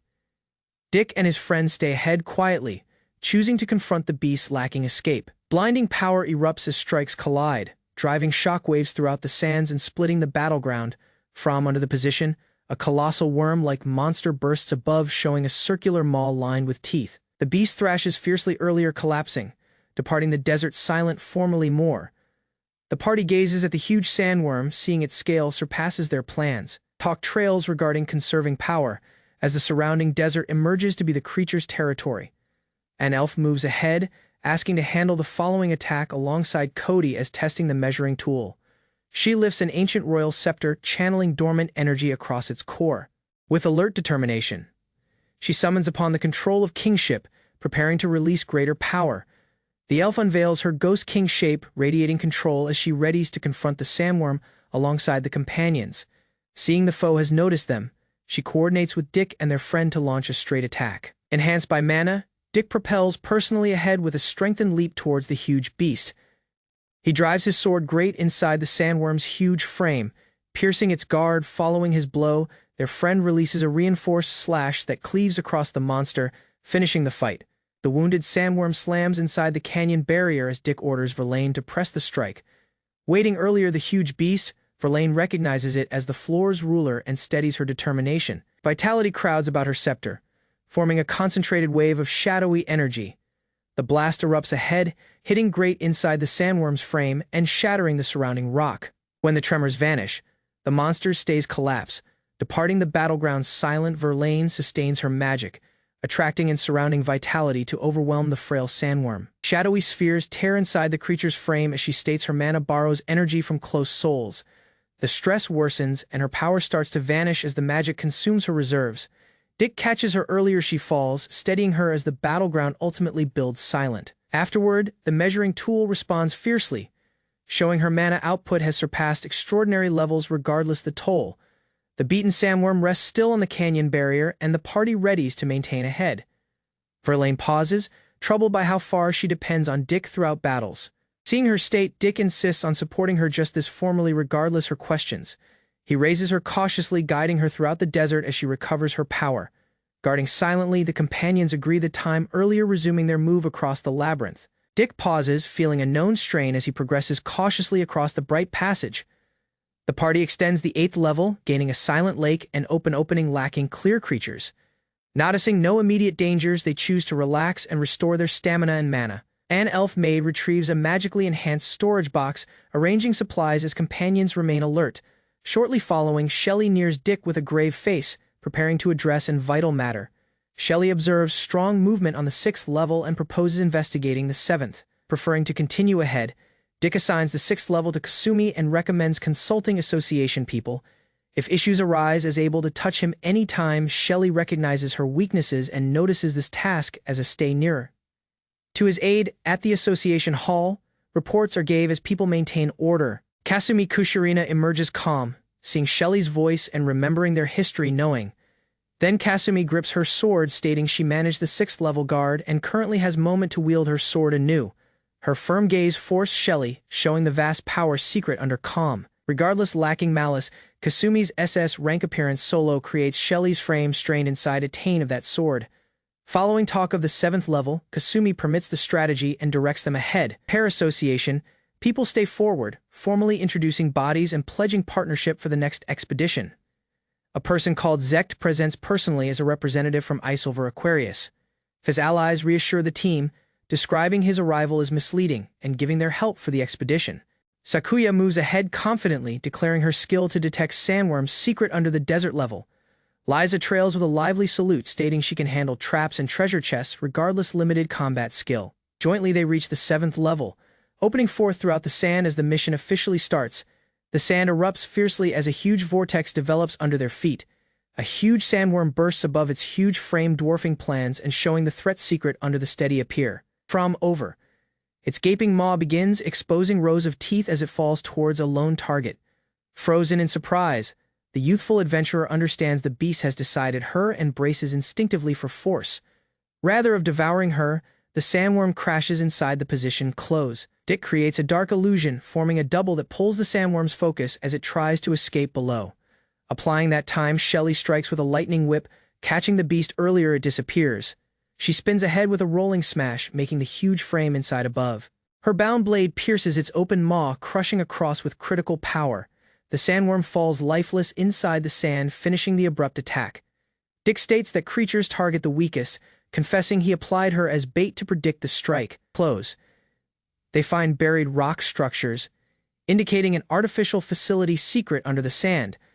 As they consider investigating, Dick abruptly responds, feeling motion regardless the departure of audible signs. He warns the companions that someone is guarding them, dismissing the idea of easy reinforcements.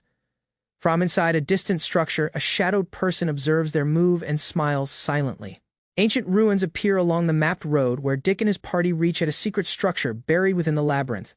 Inside the chamber, a serpent-marked mana ring shows the site's significance as Dick examines the line with alert focus. Knowledge focuses when he detects motion close. Paired sisters release a huge barrier above, trapping Dick among the huge columns. A hooded foe appears within the swirling power.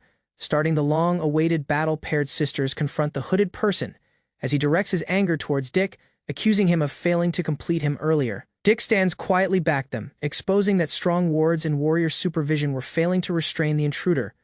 Worry builds as they realize the bound mana was bypassed, indicating interference from a hidden mastermind.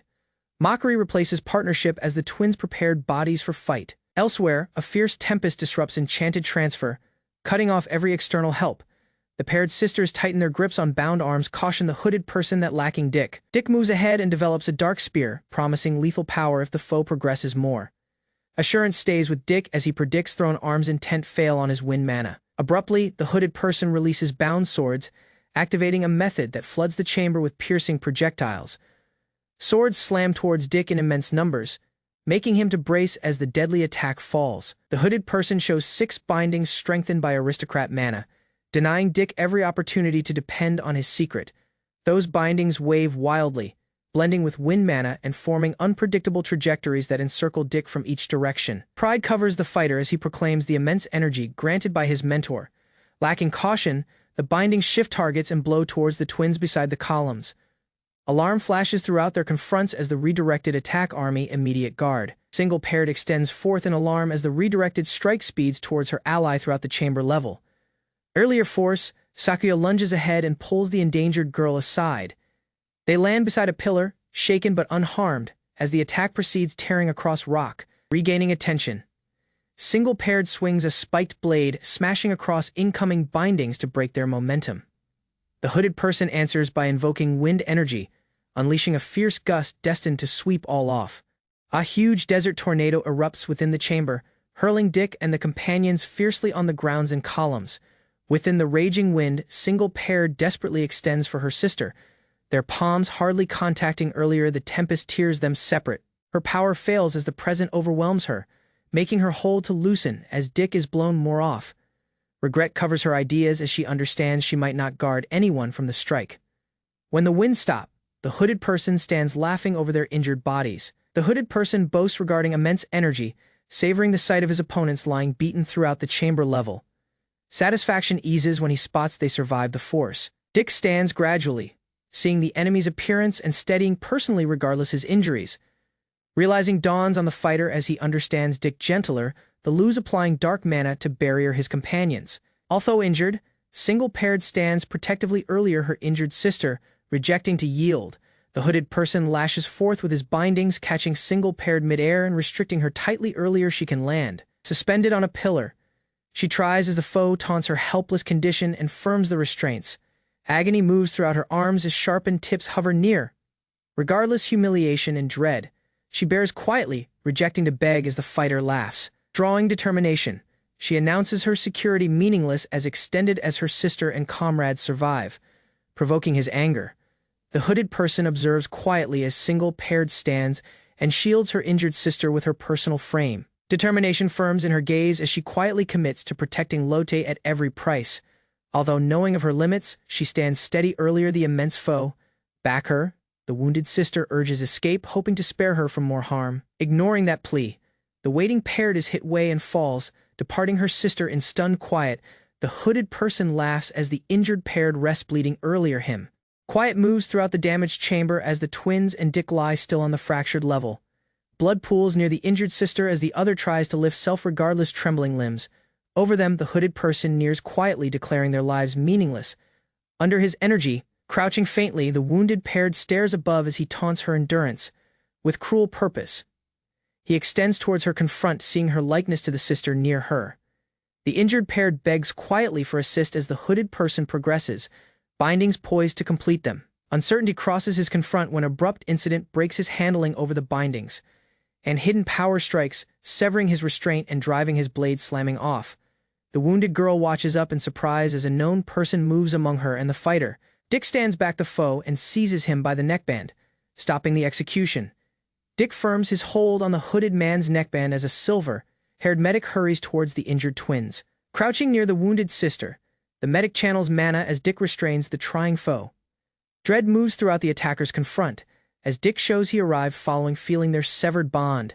Tears ooze from the conscious parrot as she understands he crossed the desert to attain them. Ease relaxes her face as curing glow covers her senseless sister.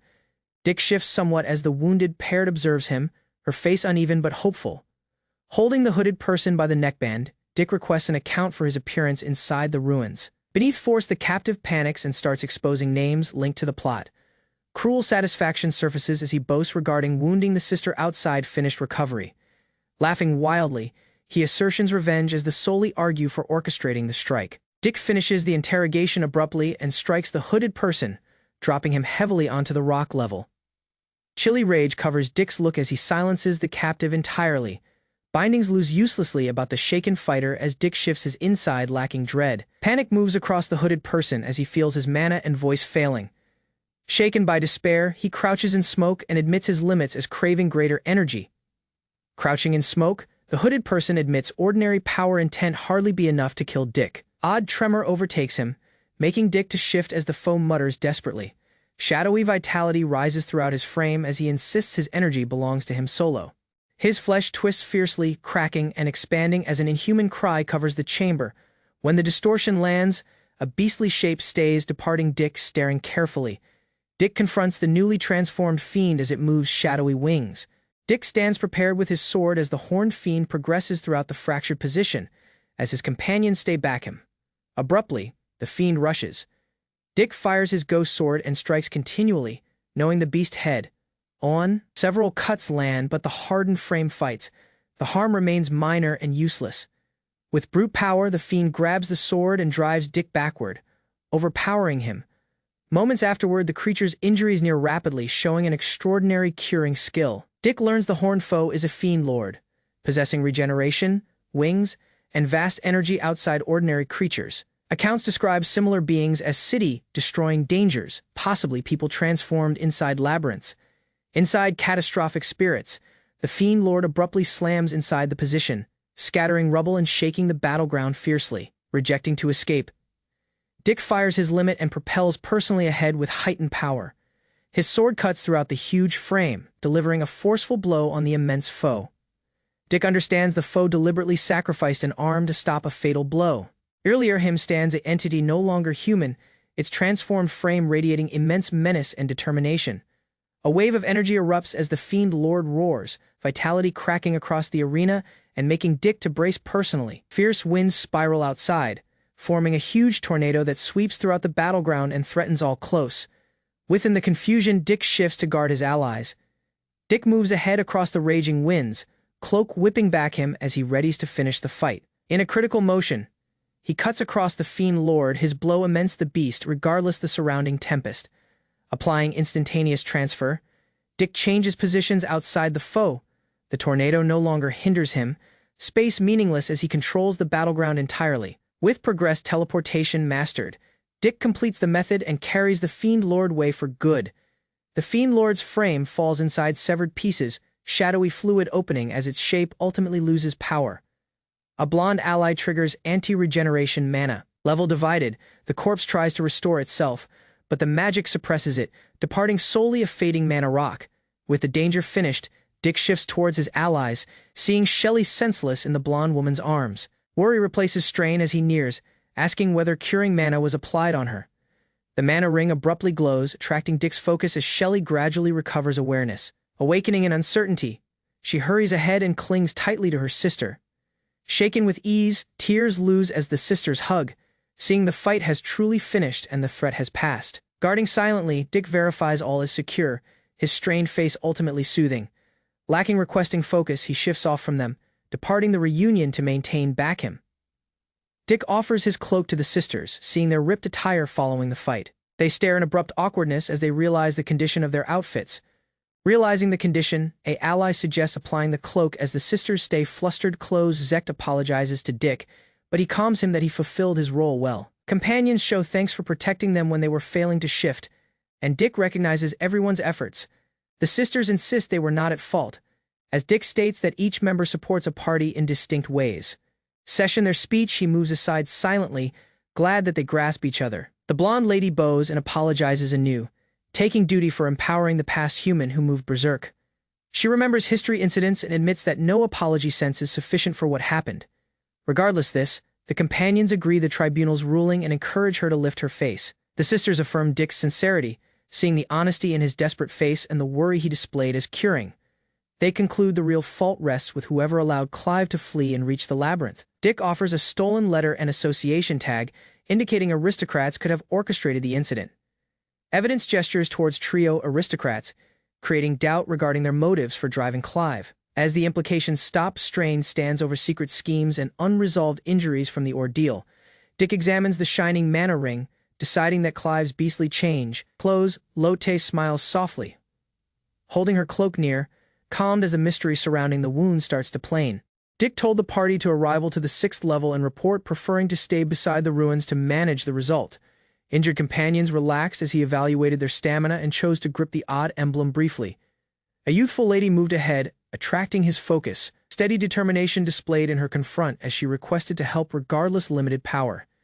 He took her resolve, telling she was hardly a burden.